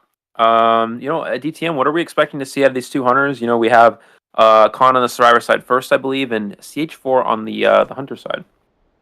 Yeah, as you said, CH4 are rather they're the veterans in this matchup. In KOA, they went all the way to the finals in the NAU KOA qualifiers. They play a lot of round 1 Axeboy. We've seen their Axeboy players so strong. I believe he four-manned B4U, I think, in KOA qualifiers. Such a strong Axeboy. Not the most common round 100 necessarily, but if you're good enough with Axeboy, you can definitely make it work. So Colin probably have to be wary of that Axeboy. I believe we're on Eversleeping round 1, which is a common round 1 map, and it's pretty neutral for Axeboy, so we'll have to see how that plays out. Yeah, absolutely. The hunter for CH4, currently their name is Ye, but they're known as Ling. For those of you, again, who watch KOA, we saw Ling play. As you mentioned, a lot of the Axeboy character in those KOA qualifiers, which is quite interesting. Axeboy not being a character we typically see get used every day, but it's actually something that's come up here and there as some sort of potential specialty characters. We even see it come in round 1 from some of the IVL teams, such as Wolves. Alex has played a lot of Axeboy, even in round 1 situations. So, I think that definitely it's something that could make a difference here. And again, it depends on how well the survivors are actually able to play against this character. Again, Eversleeping Town, typically that probably means we're not going to see Entomologist be an option for the survivors. Because in this situation, it really depends on what Ling opts to ban first. It's going to be Merc. This is something we've noticed him do a lot. He bans a Mercenary. He likes to ban Mechanic as well, which is not really a strong character anymore. Let's see if he continues on that track or he switches to something else here. We're going to see Priest and Seer locked in. We're probably going to see Ento. Bento's going to be banned for the second one. That's obvious, a pretty obvious decision. I was actually not sure if Ling was going to go with Mechanic because, again, it's a character that he really likes to ban, even though Mechanic isn't too strong of a character in the meta currently. But if you're trying to go for a heavy kill, and try to just win the game straight up, Mechanic ends up actually being a logical ban because it is still a draw character. Yeah, what's actually interesting here is Colin locking Acrobat instead of forward here. Usually you would see a forward lock here, given that he hasn't been banned yet. Of course, Merc and Entomologist. Ling is rather unique in his bans. He likes banning Merc first, which is an old-fashioned strategy. Usually you see something like Seer ban first, but Ling likes his Merc bans. And then Priestess, Seer lock, of course. These are both strong hunters against Axeboy. With the Priestess supporting the Seer Owl, I mean, it's kind of hard for Axeboy to get an early down on this map, especially if you end up chasing something like an Acrobat. An Acrobat with a Seer Owl is so difficult to get down quickly. It could be difficult if that's what Ling ends up chasing. We're gonna see a Gravekeeper ban, and then a Cord lock. This is actually interesting. We've seen Cord a lot in IVL lately. She's been coming into the meta as a secondary rescuer. And then there's the Axeboy lock, as we discussed. Very interesting comp here going into round 1. Yeah, definitely. Coordinator, again, not a very common round 1 character. Obviously, we understand the idea of Priestess, understand the idea of Seer. Gravekeeper getting banned, so Ling's really just going with the strategy to just eliminate all possible rescue characters, right? And just kind of have a lot of easy chase targets. Now, the downside of this is it kind of diminishes the potential 4K just because the amount of Cipher Rush, but it's less stable for the survivors, right? It's less stable. You have less consistent rescuing, and again, everyone is chaseable. Now, Ling doesn't ban Seer, and this is interesting. We see Seer be a character that's usually banned first by a lot of hunters, whether that's Breaking Wheel, whether that's Dream Witch. But Ling being a single hit hunter, a Geisha as well, a lot of single hit hunters, Bloody Queen, but Ling being a single hunter playing Axeboy, not banning Seer, is quite interesting. But again, the main idea here is just let's eliminate all survivability or all rescuing potential as much as possible, and just play from that situation. And Coordinator is replacing the Gravekeeper, so it's gonna be an interesting matchup. Usually we talk about how it's spawn dependent a lot of these team comps are, a lot of these maps are, but here it's a little bit less relevant considering that, again, you can chase anyone on this team comp. Of course, Seer would be the ideal chase target, but you can easily go for Coordinator, Acrobat, and Priestess. Certain areas of this map are not ideal, so I think Ling's definitely going to want to run into Seer or the Coordinator first. Yeah, if Ling finds Seer, that would definitely be best. Even though, with Priestess support, even Seer can be difficult to down. But yeah, as you said, not the most stable team comp when it comes to rescues, although Axboy doesn't have as consistent of a camp as something like Bonbon. So the chances of a stuff are still relatively low, especially if Cord goes in with her gun. She can use that gun to make a very consistent, stable first rescue. We're gonna see a graveyard spawn here. Let's see who he can get. Maybe, he's heading towards potentially Corner House, which is Seer. If he finds Seer in Corner House, this could actually be a pretty good start. Oh, but he's heading towards middle. Yeah, he's going to go towards middle instead. Key spawn for Graveyard, of course, being in the Fake 8 alleyway. But instead, he's going to take that middle chase instead. FY is going to go ahead and vault early. Don't believe he had broken windows, which is reasonable with this team comp here. It's logical for Priestess to bring Tide and Coordinator just to go broken straight up. Oh, beautiful flame snipe from Ling. FY, yeah, just not looking for those flames there. As a survivor, you cannot afford to give... And he runs back into the Hunter as well. As a survivor, you cannot really afford to give away a snipe through a wall like that. He's going to go ahead and take the trim. Ling's going to go ahead and get on the trim with him. While it may look bad for FY, he's still in a very good position. He still has Seer Owl available to him. He still has Flare Gun. Now, what the survivor should do here is they should have him go for a Flare Gun as he gets off the trim, but the Seer Observe at the same time, just in case there is excitement. And we do know, DTM, that there is excitement for Ling here. Yeah, as you said, being able to take the tram is strong. Even though he gets hit by a really early fireball, it doesn't matter as much. And we're seeing the early owl come in. Yeah. It's not optimal given that it only lasts for 8 seconds. It gets fireballed, so it actually did protect him now. And he still has a flare gun, so he might actually be able to kite for pretty long here. But that tram did buy a lot of time. He goes through, and there's the excitement, as we mentioned earlier. And this actually works out really well for Ling. Bringing excitement isn't very consistent here unless you find Cord, but Ling was able to find the Cord, and he's able to not only get a fast down, but chair on Priestess, probably going to force her to leave the area and break Long Portal. And Ling actually is in quite a strong position here.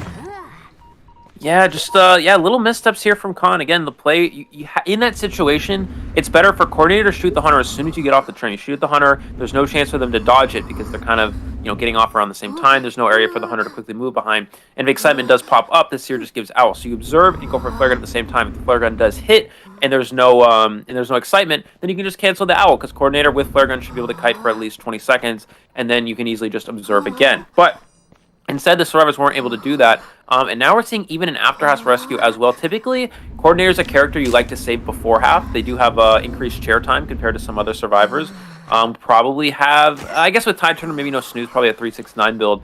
But instead going for an after-half rescue, or maybe just not rescuing at all, just trying to go for a draw here. But it wasn't a bad situation. I feel like a rescue with Priestess support could easily allow a rebound here. But yeah, Khan just really not playing extremely conservatively. I don't know if I agree with this type of gameplay here, but I guess, again, in a team being newer to competitive, they just want to play as safe as possible. And another flame snipe. The survivors for Kanye, and also doesn't take the portal either. I'm not really sure what's going on here for the Priestess, but Ling just in a great spot here. Just easy flames for Ling. These survivors, again, it gets an axe, but you got to be looking back and forth, so you don't get hit by those flames, and Ling has hit everyone so far, except for this one, but he may still get the down on the Priestess left as he goes for the charge attack, and excitement through the pallet, but Flywheel is used, so waste of excitement there for Ling, unfortunately. And now Priestess can relocate towards Corner House with another portal, uses the portal instead of using the pallet. And now this actually makes it so Ling can down her a lot easier, just like that. She could have just used the pallet, forced him to break, and then maybe ran upstairs or portaled again.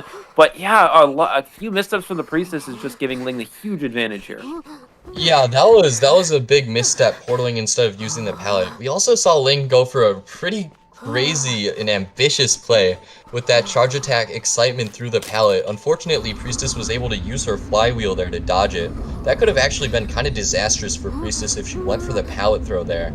If it worked, it would have been very impressive for sure. Now we're seeing Link proxy camp very aggressively. He knows this is the last Cipher. And so he's choosing to, instead of really sit on Priestess, pressure the Ciphers, which works really well here. because right now, they're very far from the chair and they're going to have to rescue after half. But unfortunately, they also have Graveyard Cipher. They're able to finish that Cipher, which is kind of that's kind of the advantage of selling as they did, is that they don't really get Cipher locked. They're able to pressure Ciphers effectively. And now there's really no risk of them not being able to finish this Cipher. It should be finished by now. Acrobat rescues with Tide. Good rescue. And it pops there. Yeah, it's interesting. If I'm Ling there, you don't even camp that chair. Just chase the seer down, try to chair him on the last Cipher. That's his best chance at winning there. Leaving that chair and going back to camp. Leaving that Cipher and going back to camp. Gets the hit on the Priestess again. Priestess just not looking for that flame, and another free flame hit for Ling. These are really just adding up here for him. The Acrobat doesn't have time to get the gate open. Let's see if Ling's gonna teleport. He's going to instantly teleport. Dungeon is in middle here, though. Acrobat can easily just go for Dungeon and Seer go out the exit gate. But you also have to consider, in that situation, if Ling just goes for that Cipher, he overshoots a little bit, but no, he is able to get the Dungeon. If Ling just goes for that Cipher, camps out that Cipher, and kind of puts himself in a situation where he can try to chair that Survivor on the last Cipher machine, he could have actually been in a strong position, in a potential winning position. But just going for the draw there, playing conservatively as possible. And we're going to see a 2-2 for this first round. Yeah, from that situation, as you said, he could have pressured the Cipher and hard committed to the Seer. But, given the fact that he was able to, that the Survivors sold, it was looking like a pretty strong tie scenario for both sides. It would have been difficult because they also had the Graveyard Cipher. If he hard commits to Seer, you have to consider that Graveyard is going to be going. Also the fact that Acrobat has to get off the Cipher. So he might have been able to get a 3-man elimination, but regardless, getting a tie here is fine because CH4, they have a really strong Survivor side. And Axeboy round 1, not the strongest character. Generally, you're going to be playing more for a tie anyway, as opposed to a Dream Witch or a Wheel round 1. But yeah, regardless, well played to both sides, securing a tie there in the first half. Again, it was looking... it was a strong position, a strong setup for Khan.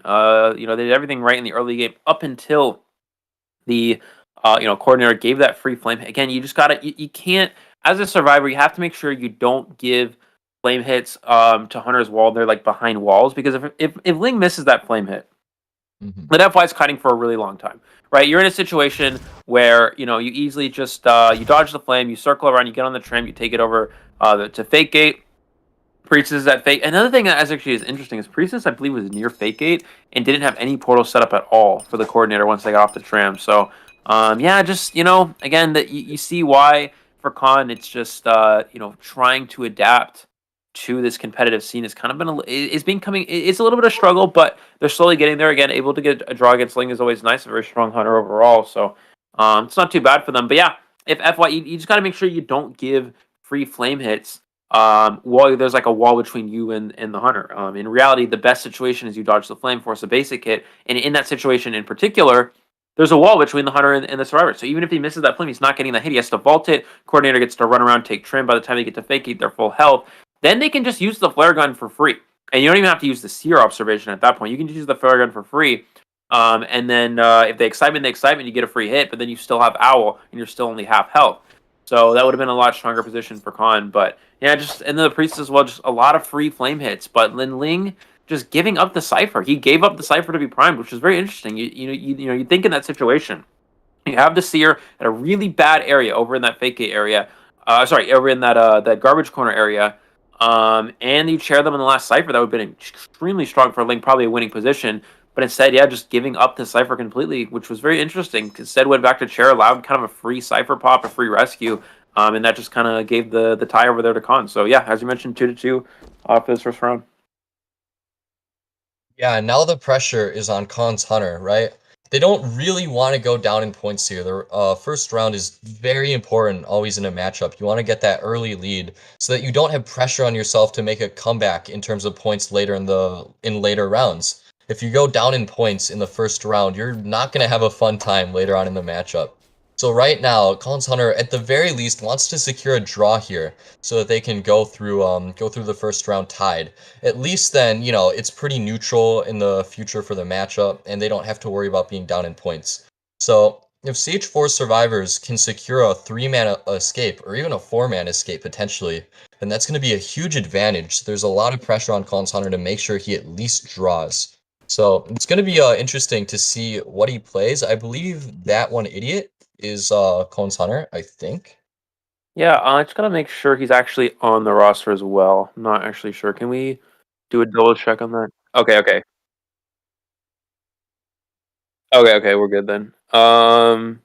Yeah, okay, so we are gonna have looks like yeah, Lind Idiot versus the four survivors for CH4 here. We'll see the band in a second. Oh, here we go. So yeah, just a lot of pressure to at least kind of get a draw here. DTM, take over for 1 second. I need to check one thing real Yeah, quick. sure. Now, I might be mistaken, but I think Idiot plays a lot of Wheel. We're gonna see a Seer ban. As we were talking about before the last match with the picks and bans, Seer is a very common round 1 ban. He's definitely the most commonly banned survivor to get banned first. Both Dreamwitch and Wheel, which are the 2 common round 1 hunters, hate Seer. They both love to ban him first, so it's a pretty neutral ban. We'll have to see what they lock in. Probably going to be something like Priestess Forward, which is common. Now, if Idiot wants to play Wheel here, this is a pretty strong situation for Wheel because it's Ever Sleeping Town. And Ever Sleeping Town is a very strong map for Wheel. We see round 1 Ever Sleeping Wheel so often. They're very familiar with that. So, if he goes Wheel round 1, Idiot definitely has the chance to secure at least a draw. Might be able to even 3-man if he plays strongly enough. So, he really wants to at least secure a draw here, again, so that they don't fall behind in points. But we might see Idiot maybe play a little more risky, go for a 3-man elimination or a 4K, so that he can secure an early lead and win the first round. That would be very momentous for Khan if they can get a good lead. So I'm interested to see how Idiot plays and if he's gonna play that Wheel or maybe something else that we're not expecting. Yeah. So unfortunately, my dog kind of used the bathroom in my room on my floor. Yeah. So I need to like clean that up. Give me like a minute. So yeah, I'll be right back. I've sent chat for Eli's dog. That's unfortunate, man. That's so annoying. Yeah, we're still waiting on the locks. I think we'll get to see that on stream soon.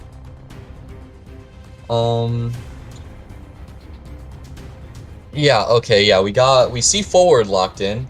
As we said before, Forward very strong on Ever Sleeping. And Forward Merc. This is less orthodox, is locking in Forward Merc, not choosing to lock in that Priestess. Priestess is so good on Ever Sleeping, making those big portals through the buildings. But then again, if Idiot plays Wheel, Wheel's not as worried about Priestess as other hunters. Maybe they want to get in Merc so that they have the consistent rescue. Usually Merc gets banned round 1 because he doesn't get locked in the first 2, so they're securing that Merc. We are going to see the Priestess ban. As we said before, Priestess very strong support. Very scary for hunters to deal with. And we're going to see an Ento lock. Interesting. Ento, also less common, especially in early rounds. She used to be very meta, but she's kind of fallen off. And she can be strong against Wheel. If we're talking about Ento versus Wheel, Ento can really loop him in the open with her increased speed on the bees, and then she can use the bees to slow him down once he gets out of his Wheel. So Ento can kite Wheel. I'm gonna see a Patient ban, and then a Little Girl lock. Little Girl really starting to come into the meta, especially in China. She's so strong. And there's the Wheel, yeah. Now, Little Girl isn't actually as good against Wheel as Dreamwitch, who she's mostly used to counter. Because Wheel can trap her while she's using her item. If she gets trapped, Wheel gets pushed away, but he can still close a lot of distance. If Wheel ends up chasing Little Girl, a lot of it is going to fall down to whether or not Wheel can hit his traps. And, yeah, that's pretty much the big thing, is whether or not he can trap her. So, it's going to be really interesting to see, how Idiot does with his Wheel. This is such an important matchup. If he can at least draw, then Khan's not going to be in a terrible position moving forward, so... Let's see how exactly he does against Stage 4 survivors. We are going to see a graveyard spawn here for Idiot. Oh, sup, you. Yeah, okay, so we do have a graveyard spot here for the Breaking Wheel. Immediately taking an interesting route, going towards Vacate first, which is It's really not the most common place you'd actually go towards Geisha first and then Corner House. Doesn't Oh. appear to know spawns too well, it looks like. So Good. it's going to be interesting. Yeah, taking a weird, just not going towards any of the spawns again. We spawn Graveyard. You typically go towards middle, go towards Geisha, you go towards corner. It's one of those routes, but excellent rotation from CH4, not getting found early here. We are going to see him run into, I believe that's the Mercenary. Yeah, so just excellent communication from CH4 and rotation. So a really good start for them, but has now found a chaseable target, which is the Entomologist. Yeah, that was a bit of a weird route, but he does end up finding Ento. Even though he took some time finding his first chase, if he can down Ento quickly here, he's still in a very good position. This isn't actually, not a lot of time has passed yet, even with that weird route. Ento's gonna get spiked twice, and he just blinks her instantly, which, it's kind of funny because taking the long route actually worked out because he had blink up as soon as he found Ento, and he was able to just spike her twice and down her. And this is actually a pretty fast down, especially since he's able to chair on Merc Cipher. Now he can interrupt decoding, maybe force Merc to go for a rescue early, at least force Merc to transition. This is actually pretty strong. Yeah, so just like that, back into wheel form here. Trying to find cut off the rescuer as far as possible. Looking at this team comp, this is actually very strong for going against Breaking Wheel. It's also very strong against Streamwitch as well. We're gonna see the rescue from the forward here. It looks like trying to get 2 spikes on the Entomologist. Not even it's Entomologist quick 2 spikes there, and they're just gonna kind of get out and give try to flywheel. Is able to dodge the hit, but it doesn't matter. He's just gonna hit the bees. He's trying to get as much presence as possible out of this. Is able to down the bees and will just finally snap here. Entomologist actually able to waste a little bit of extra time. I'm surprised Ford isn't here to support. In this situation, this would have been very strong for Ford to come in to support. There's no excitement. Blink was used. So I'm not really sure the game plan there for CH4 Survivors. That would have been a perfect place for Ford to support there. So they kind of missed out on a big opportunity there. Yeah, unfortunate that Ford wasn't able to support. It is nice that Ento was able to actually buy more time than 20 seconds, which is how long Tide usually lasts. I mean, Idiot went for a farm strategy. He didn't get out of his wheel at all to camp. He was just farming Ento. Usually you do that to farm instantly and not worry about Tide, but she was able to rebound. Now he's just gonna farm Ento again. It looks like Idiot is playing safely. Oh, he misses a snap. That's annoying. If he could have hit that snap on Merc, that would have been a small bonus at least. But still, Idiot playing very safely, able to hopefully secure a draw here. 4 ciphers left. That's the benefit of just farming repeatedly, is that you can down the first survivor quickly. Oh, but he hits the stun. Very good stun. Yep. Yeah, beautiful job from the 4 there. That's a very key moment there for the survivors, allowing for that rescue. Now, the problem is the Cypher is just quite behind. There's been a lot of running around from CH4 here. They do have 4 ciphers with progress, but it's just very limited because, again, just too much running around. And Entomologist, very, very fast with these spikes. As an Entomologist player, you have a very good weapon at avoiding spikes. You have those bees. It's very easy to dodge the wheel form and avoid that presence there, but it's just this Entomologist has just struggled throughout this match here to avoid that wheel form, and they haven't really used the bees that much either in avoiding the wheel form. As an Entomologist, you need to use your bees to try to avoid the wheel form. You're faster on your bees, it's easier to juke, but this Entomologist just not really taking advantage of the skills that their character has, which is quite interesting to see here. Just a little bit of a struggle there for CH4, but we're gonna see him go after the Mercenary here, probably just trying to get maybe a free hit on the Mercenary, maybe a free down. You see Mercenary doing a good job of avoiding that there. And he's going to change targets back to Ford. He knows Ford's football is limited, has used some to harass already, and still has Blink available. Is he going to get a wheel form? He's just kind of... he's going for 2 spikes there. He knows that the full presence probably won't hit because of that elevation change. So he's just going to go ahead and, just get that second spike there. We're going to see Ford football away, trying to anticipate the Blink, but it's not going to be far enough. He has a little bit of football left here, but will probably... No, he doesn't hit him. He could have easily just blinked him and downed him there, but instead he's going to change targets. So, I'm not quite sure that play for Idiot here. That's definitely a missed opportunity. I don't know, I actually don't really disagree with that because you don't really want to chase forward. The best situation for Idiot is if he's able to find Little Girl immediately after killing Ento because he had Blink up. What Idiot needed to do was down a survivor as soon as possible with his Blink. And right now, he is actually losing a lot of time. Chasing forward is difficult. He wanted to snap forward and then find Little Girl, and then he did, but he also left. And he's just kind of wasting a lot of time here. He's not really pressuring ciphers. He's not really chasing anyone. They're down to 1 cipher left. I mean, Idiot had a bit of a chance to win, but right now, you know, all that time that he's spending not really committing to survivors is really just backfiring on him now because the ciphers are going by pretty quickly. And, I mean, his options here are maybe chase this Merc, although that's going to take a while. He needs to get 3 spikes on him. Otherwise, if he downs him here with 2 spikes, and he misses a snap too. Merc elbow pads early, which was really smart. Yeah, Idiot just has lost a ton of momentum here, and he doesn't have a good chance at maybe getting a 3-man. Missing a lot of opportunities. He's going for this down on the Mercenary. Trying to hit him through the wall. You can't get that, just too far away. Another miss swing here, losing so much opportunities here. Little Girls should be able to pop this Cypher Machine. I don't think he makes this in time. And now, CH4 is going to be able to push for the endgame. They popped the last Cypher Machine here.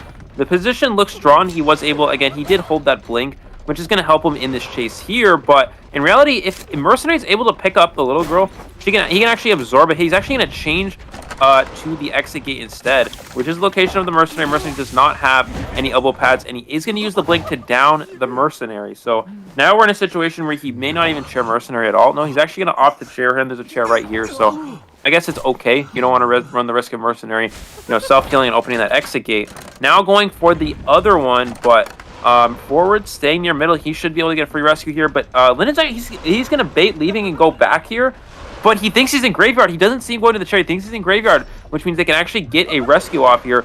Mercenary's going to able to avoid that. He's going to go for forward here, trying to get more spikes on forward. But his best bet is, again, just down this Mercenary, try to get a tie. And yeah, he knows that. He's going back for Mercenary here. And he's going to be able to full presence here and just use that snap to guarantee the down. Yeah, Idiot needs to secure a tie here to tie the round. He knows that. He's going to down Merc. It looks like he's opting to slug Merc, which is interesting. By now the gate's open and forward's going to be able to get them. I doubt he spends too much time looking around here, because if Merc picks himself up, Dungeon's in middle.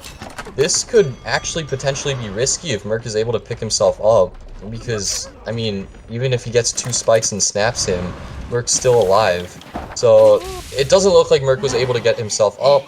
He timed that well, actually, and now it's going to be the tie. Yeah, Idiot actually secures his tie here. Well played to him, and it looks like the first round is going to end in a draw. Yeah, absolutely. So, Khan, yeah, able to tie in a matchup that, you know, they are slightly disadvantaged in. Again, in terms of, you know, in terms of rank and, you know, survivability and the player skill level on each of these teams, I think it's very equal. However, again, just CH4 having that tournament experience should have the edge here. But Khan, able to tie round number 1 here against CH4. We're going to go to a short break in between these rounds, especially because I can clean up the rest of this unfortunate mess that my dog made. So it'll be very short, though. Don't worry. We'll be back in a minute. See you guys soon.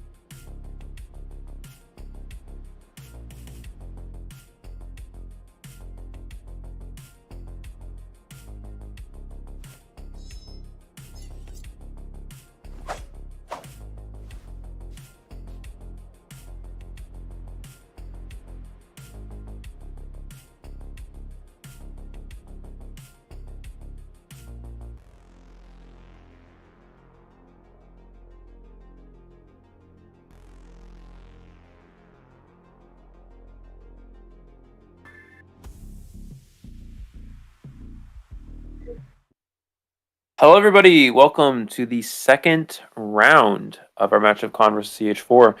Joining me will be MusicMan. For those of you knowing MusicMan, he is a Identity 5 Twitch streamer, and I believe he also posts on YouTube. Additionally, you still post on YouTube music, right? If I'm not mistaken. Yeah, Yeah. He releases on Wednesdays and Sundays, and I'm streaming pretty much every night now at 10 p.m. Eastern Standard Time. We do a lot of customs and other fun streams in my chat. But yeah, I'm really excited to commentate ICL. I have not appeared on ICL for a long time, so back since season 1. So I'm really excited to be back. Take it away, Eli. Yeah, and the difference between me and Music is that Music actually doesn't have echo on his streams like I do. So I don't know how to fix that, but it's better than mine. Anyways, maybe it's probably the HDMI cable. We got new ones, and it wasn't a problem last stream, so we're gonna hope that continues. Anyways, yeah. So getting into our second round here, it is gonna be Red Church. So again, we did see a tie for round number 1. Con able to tie against CH4, which is quite interesting considering that going into this matchup, CH4 definitely had the advantage in terms of tournament experience, but you know, Con coming out to play here. We're going to see a Geisha ban here first. It is going to be Linden or Idiot hunting here for Con. So Geisha ban first is really interesting. Not something you really expect to see here. I think it's one of those situations of NAAU players looking at a badge that someone has and just randomly banning that character. But you know what? Maybe it'll work out for the survivors here. I know Linden is known to play quite a few things, Geisha being one of them, but not really one of the main characters he really goes for. And with a Forward and Priestess ban here, Music, I don't think he was actually planning on playing Geisha anyways, with no Seer ban, so interesting choice for the survivors to go Geisha in this instance. Yeah, I mean, I remember Idiot from a long time ago. He is a very versatile hunter. I've seen him play Axe Boy, I've seen him play... He used to be S-Badge violinist, like... I think he also played Ripper for a long while too. I've even seen him play photo. This man is flexible. Like this hunter, he can do so much on, and a lot of his hunters are good on Red Church. So I'm very interested in seeing what Idiot is able to pull out here on Red Church. Yeah, absolutely. And it looks like we're going to see Acrobat being locked in here. Psychologist ban as well, in addition to Mechanic.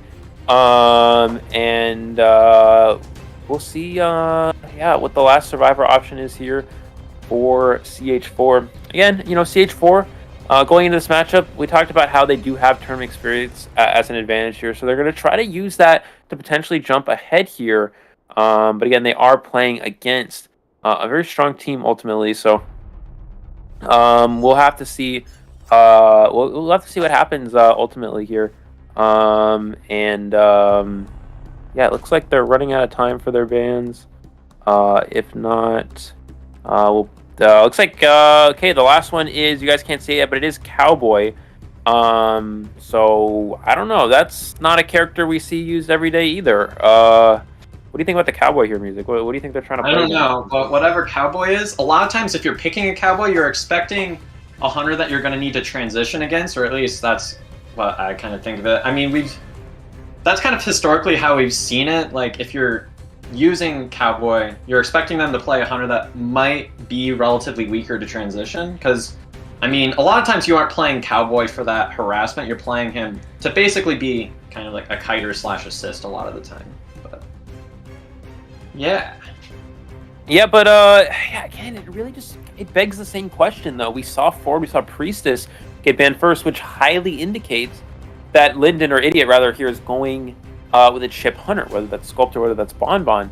There's just really no indication he played Geisha, so you literally have the two best characters in most instances for playing against Geisha are actually Mercenary and Seer. Mercenary is a really strong rescuer against Geisha. You can save twice, and Seer is so easy to farm owls. It's a single hit hunter. You can force extra hits. So I feel in this instance, when you have Seer and Mercenary on the table with Forward and Seer banned, ban a Chip Hunter, ban Sculptor, ban Bonbon, and try to force him to play Geisha against Mercenary and Seer. I think that really is something that CH4 might have just overlooked ultimately here. Because again, it's the same situation of, you know, Seer on the table most likely means there's no Geisha incoming. And even if there is, you have a Seer against a Geisha, which is one of the best weapons for going against that character. So I think ultimately the Geisha ban here, just let him play Geisha, try to snipe the Hunter that he was potentially playing, because with these bans, it's pretty obvious it wasn't going to be Geisha. Yeah, I guess they're just afraid of going against Geisha, and that is understandable. Geisha is one of the strongest Hunters in the game currently. Geisha bans happen quite often overseas in the China IVL as well, so I think that's kind of the main strategy there, is they just really don't want to have to deal with the Geisha in the long run. Yeah, so we saw this is a Bon. They got spawn group 2, which is a graveyard spawn. Ends up going towards top broken, but this survivor is doing a great job rotating out, not going to top broken, so there was a little bit of discipline there. That is the acrobat that's at kind of back broken area, and we see Linden trying to go through this area. There's a Cowboy, so Cowboy is actually a pretty good pick against Bon, specifically for his transitional kiting, because in order to kite a Bon, you have to be able to rely on that transition. Ooh, a miss on that flywheel effect, unfortunately. Kind of kiting that flywheel. Well. Yeah, he does miss that hit, though. It looked like a situation where it was going to be a fast down. It looked like there was going to be no way for him to lasso anything, but it ended up working out. We're just seeing the Cowboy constantly using this lasso to transition kite away, and it's actually working out pretty well. Link is going to be online for Linden here. We're going to see the stars. They should give Owl right here. Oh no, they're gonna, okay. So they're not even observing. So I'm not really sure what's happening. I would expect as soon as the Bon gets close here, you have to observe the Cowboy, because you need to use that Owl. Excellent bomb dodge. So you use the Owl right here, and they were not going for it. Seer still decoding, has not even stopped to observe once. So either the survivors are just planning to save Owl for a potential rescue, or there's just a lack of a little bit of miscommunication. We're gonna see him get chaired on the graveyard chair here, which it's a pretty good chair for survivors. There's a chance for that Cowboy can potentially rebound from this.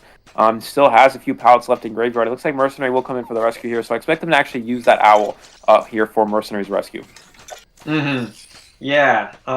And we see that Linden is carrying a downright build, so with that there's no pallet breaking, which I think kind of makes sense, except in this area that can sometimes be kind of difficult. At least for me, I find it a little difficult if I don't have pallet breaking in graveyard, because Mercenary, yeah.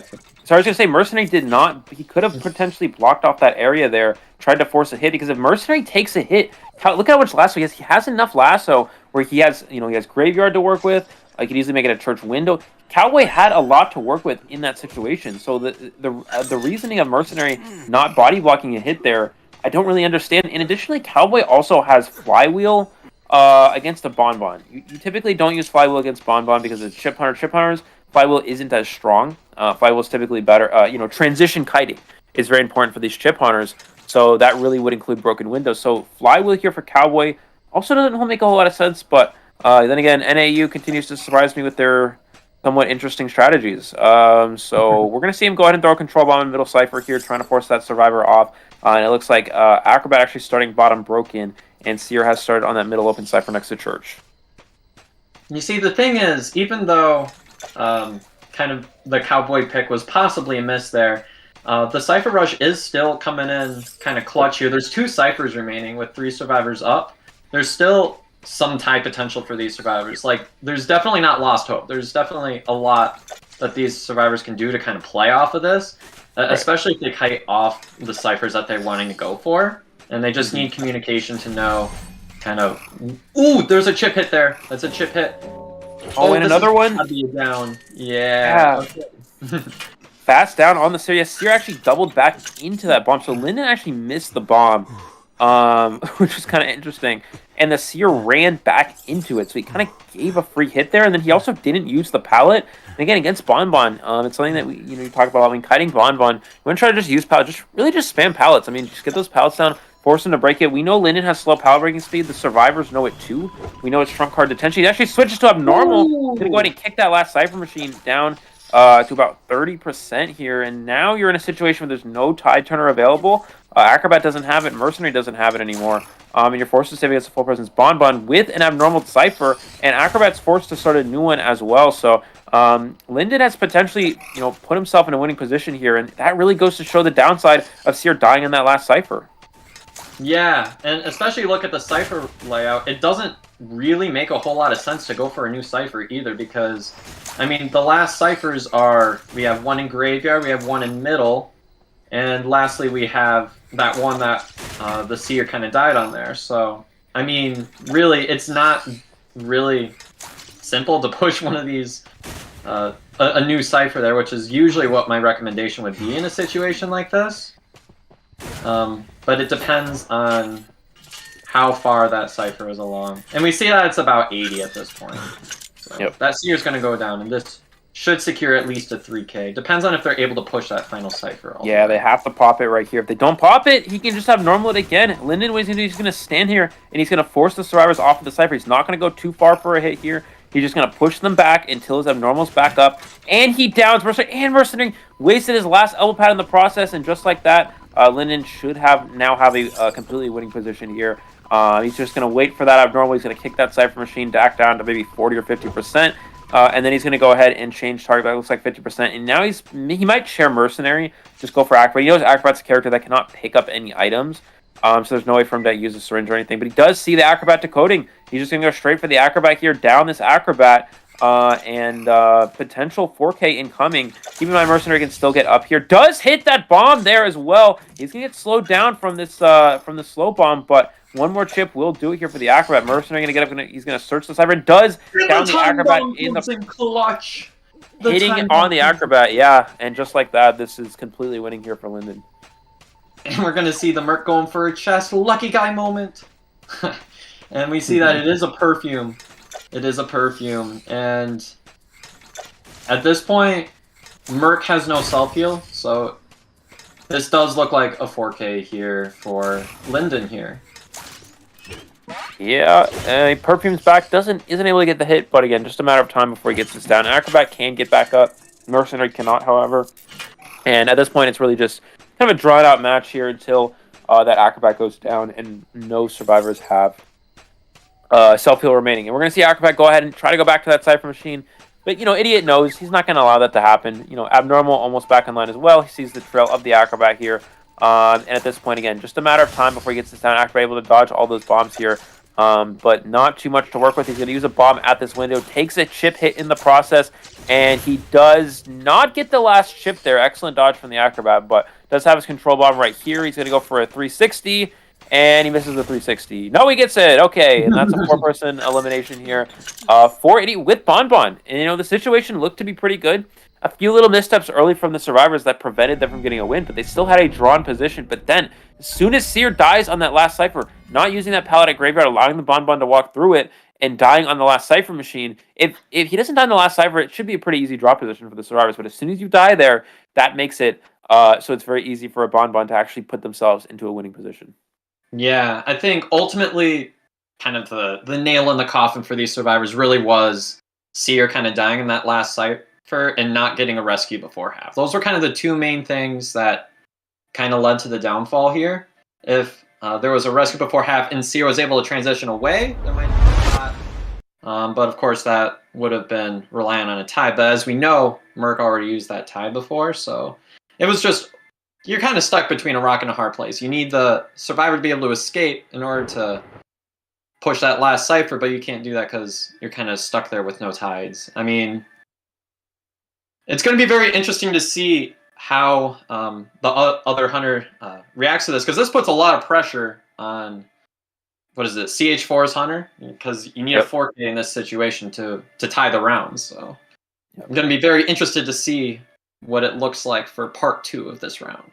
Yeah, what does Ling play here? Axway probably will be banned, so I think we're probably going to see Ling go Geisha. It's just like, Red Church is a map. It's a small map, right? It allows for more win potential, and you see why. This match was a very good instance of why small maps have more win potential, more 4K potential for hunters. Because it's very easy. While he may have died in the corner of the map, he still died in the last Cipher. And the last Cipher, when you look at the map of Red Church, right? That last Cipher Machine, it's middle open. It's towards the middle of the map, slightly off to the side.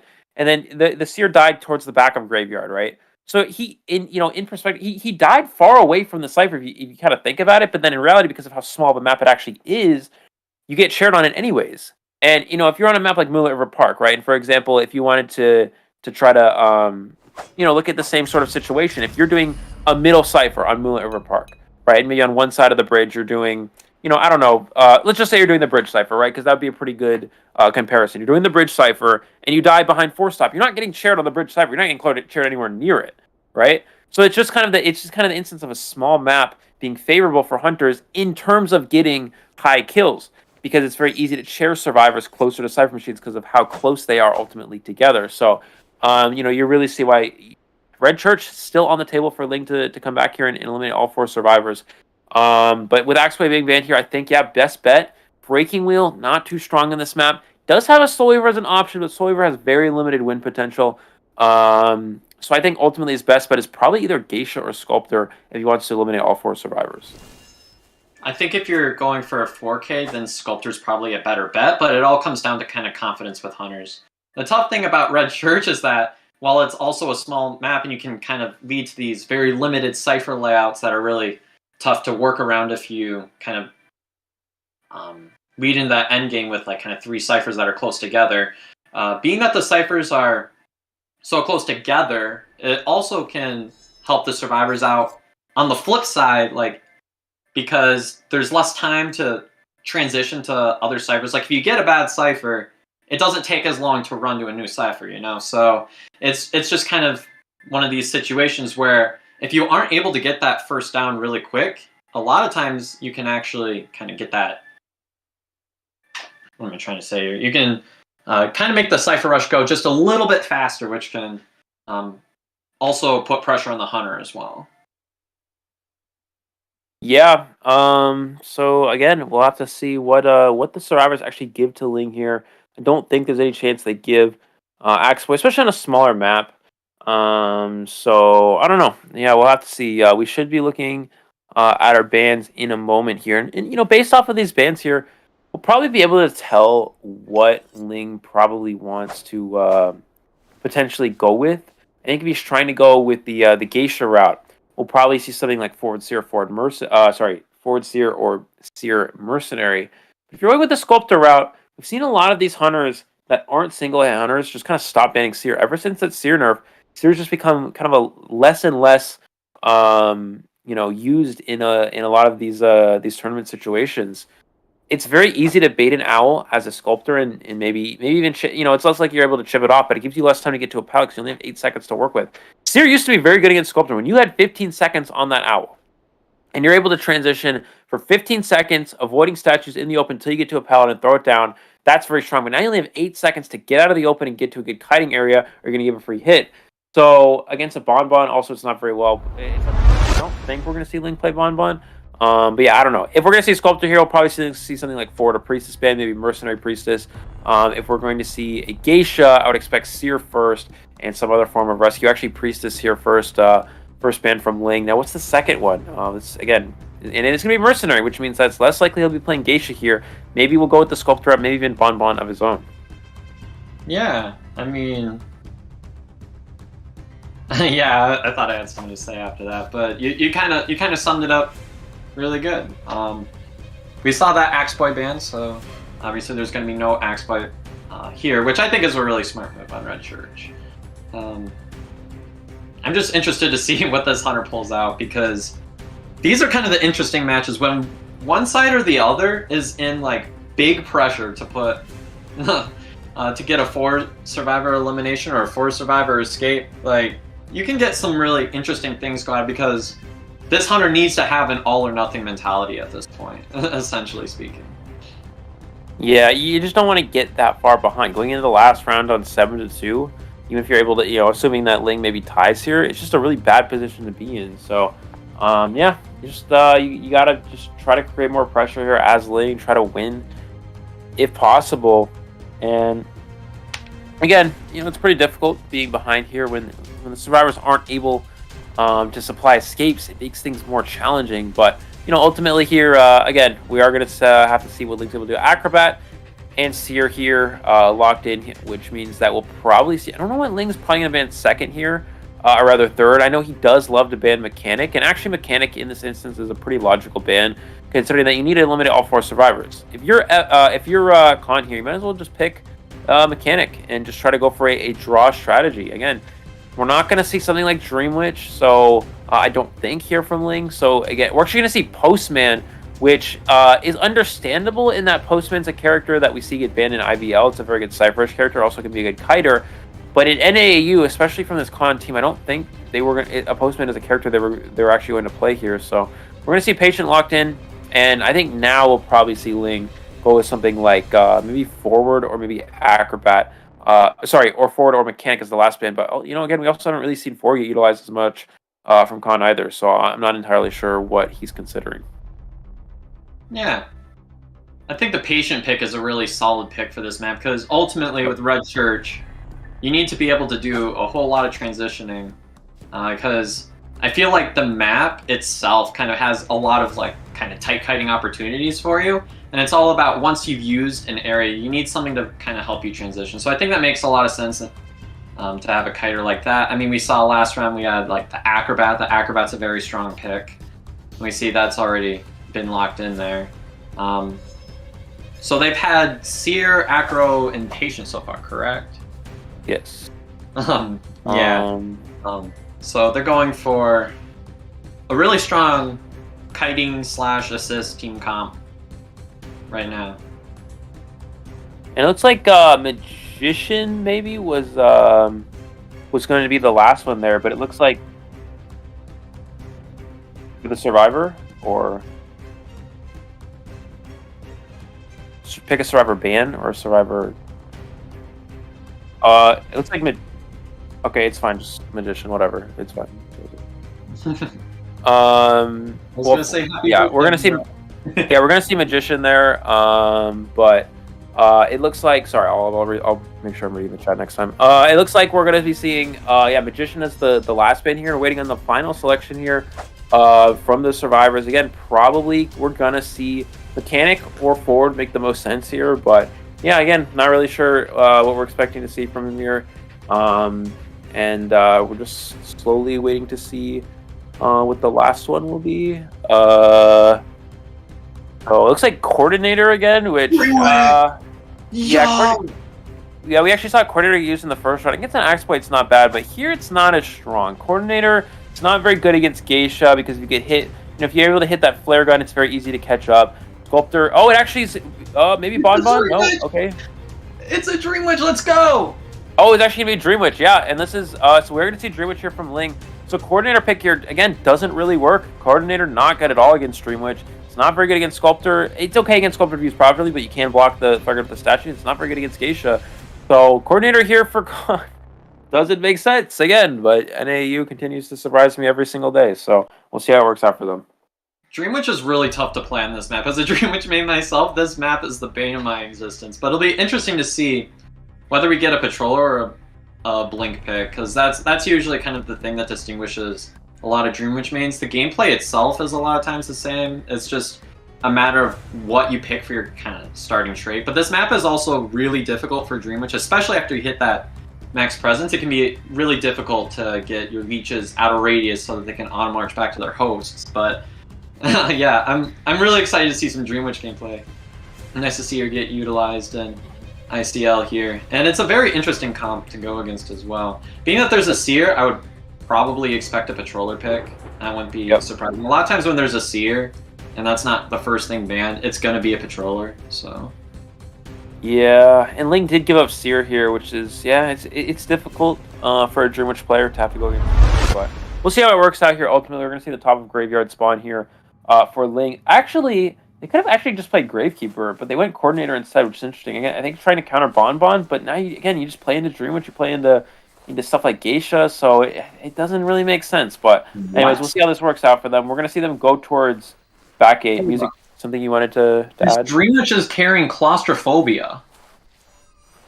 Claustrophobia is it's actually been common over in the IVL. They use it for just to kind of secure drawn, in positions where they would be losing. They're able to, because if you think about it, right, in a tournament setting, you're at a disadvantage going against survivors with 4-person communication, and they're prepared for the hunter that they're playing against. So Okay. it makes sense. So like a lot of Dream Witches over in IVL in particular will bring claustrophobia. We're gonna see an early hook from the patient is able to get it off. We've seen them bring claustrophobia because since they are at a disadvantage going against a very survivor-sided team, very survivor-sided meta, they go claustrophobia to help themselves in a situation where they might actually be losing and they can potentially turn it into a draw.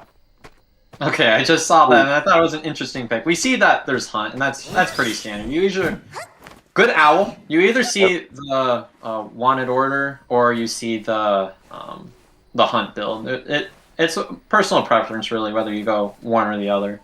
And we see that this Dream Witch is going to switch targets here. That Leech is about to come up again, so Yeah. There's going to be a Patroller here. There's no Owl because that's already been expended on Patient. Yep. And So that's all good. he's gonna go ahead and use it. Smart. Yeah, he's gonna go ahead and use that leash here. So the thing is, patient probably didn't even need that owl actually, but it was kind of a mistimed or a little bit of a miss up with that hook. And we're gonna see him get that early hit here, and now maybe a instant down here with a follow up on this leech. And yeah, the Seer just kind of runs into the rock there as well. So yeah, a little bit of a struggle there for Seer. Gonna go down very fast here. And Ling has a leech in play on the patient as well. So this is looking pretty good for him. He's going to be able to re-leech because of presence. So yeah, just like that, 2 leeches in play. Although now we do see that leech finally get removed from the patient. But he's the only one with a leech mark besides the Seer, which means that it was the patient himself that de-leeched, which means that he hasn't been decoding this entire time. So Ling has time to work with. Yeah, and Dream Witch is another one of those hunters that you really have to be careful about what your final Cipher layout is. I mean, we saw this play out even in the last Bond match, which usually those kind of struggles don't usually occur, but sometimes they do. And I just think it's really interesting. Dream Witch on this map especially, you'll be able to get... Oh, the Terror Shock! Oh! Wow, what a perfect timing there from Ling. Able to get a Terror Shock onto the patient. And Dream Witch is a hunter that you really shouldn't be getting like Dream Witch. Yes, she has a pretty fast swing, but it's slow enough so to a point where survivors are able to see it and pull off the chair. But and we see why a Coordinator is not a useful character against the Dream Witch. You just switch to another leech and instantly read down the Seer, and Ling has a lot to work with now. He's got a patient placed on the rocket chair with the leech. He's got Seer now dead on chair. Injured Coordinator. This might all of a sudden be a 4K situation for Ling just because of that one Terror Shock. It really goes to show how it's such a game-changing play, especially for a Dream Witch. One little mistake against a Dream Witch turns a winning position immediately into a losing one in some instances. And in this case, I think it might actually be the case. Yeah. I mean, I think you kind of said it best there. I mean, there's also a bunch of leeches on the ground. I mean...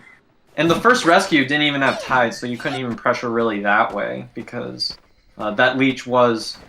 That Seer's leech was removed, but not having Tide really hurt. And we see the blink switch. That was very nice blink there. Yep. You're probably going to see this leech auto-marching. Kind of lead everything. Put pressure on Acro. Yeah. Yeah, I mean, and they do have 2 ciphers. It's just that the problem is Acrobat has a leech. He can't really decode because his leech can easily just kill him. Oh, and he walks right into the main spawn follower here. It looks like we're going to be able to see him place the patient on a chair here, and Acrobat is going to go ahead and leave that cipher. But yeah, he's got a leech on the Acrobat. The survivor's best chance here is like maybe de-leech, heal up, and maybe you can pop the last 2 ciphers, but I don't think it's going to be the case here. No one can rescue patient. He's going to go down. Coordinator can pop a cipher, which he's decoding slower because somebody's on the rocket chair. Acrobat goes right down to the follower here, messing up the bomb here as well, which means that yeah, Ling has just definitely a winning position here. All he has to do here, leave that leech to sit on top of the Acrobat. If he self-heals, and he can instantly just read down him with the leech, and he can commit to this Coordinator for free, and just slowly win this game and slowly turn this into a 4K. And this will actually tie things up, and Coordinator runs right into the Hunter, is going to die to her leech as well. Acrobat is going to be picked up by his leech. Let's see if he's able to actually get back up in time. Nope, Ling's just going to go ahead and blink there to pick him up quicker. And he's going to bring that spawn follower over to the Coordinator, chair her. And this is going to be 4 survivors eliminated for Ling. And that will tie things up. It looked like a really good position for Khan. And just like that, Ling turning things right back into his favor. Yeah, I mean, that's a very great recovery. I mean, with Linden getting a 4K, you really had to go for something there. And this Dream Witch rose to the occasion. I mean, really, it came down to that Terror Shock that allowed that Dream Witch to really kind of snowball the rest of the match with an effective blink switch. I mean, this Dream Witch kind of had it all, especially with the Chords rescue going through without kind of Ty Turner, and that it really snowballed from there. So really great job from this hunter being able to recover kind of where the survivors ended up getting eliminated the first round. The hunter was able to do a really nice job there, rising to the occasion. Yeah, absolutely. We are going to go into just a quick break here and going into this third round, but we will have the last round for you guys up in a moment, tied between these two teams at 9-9 in terms of points. So a very close matchup here. Let's see who's able to win between CH4 and Con.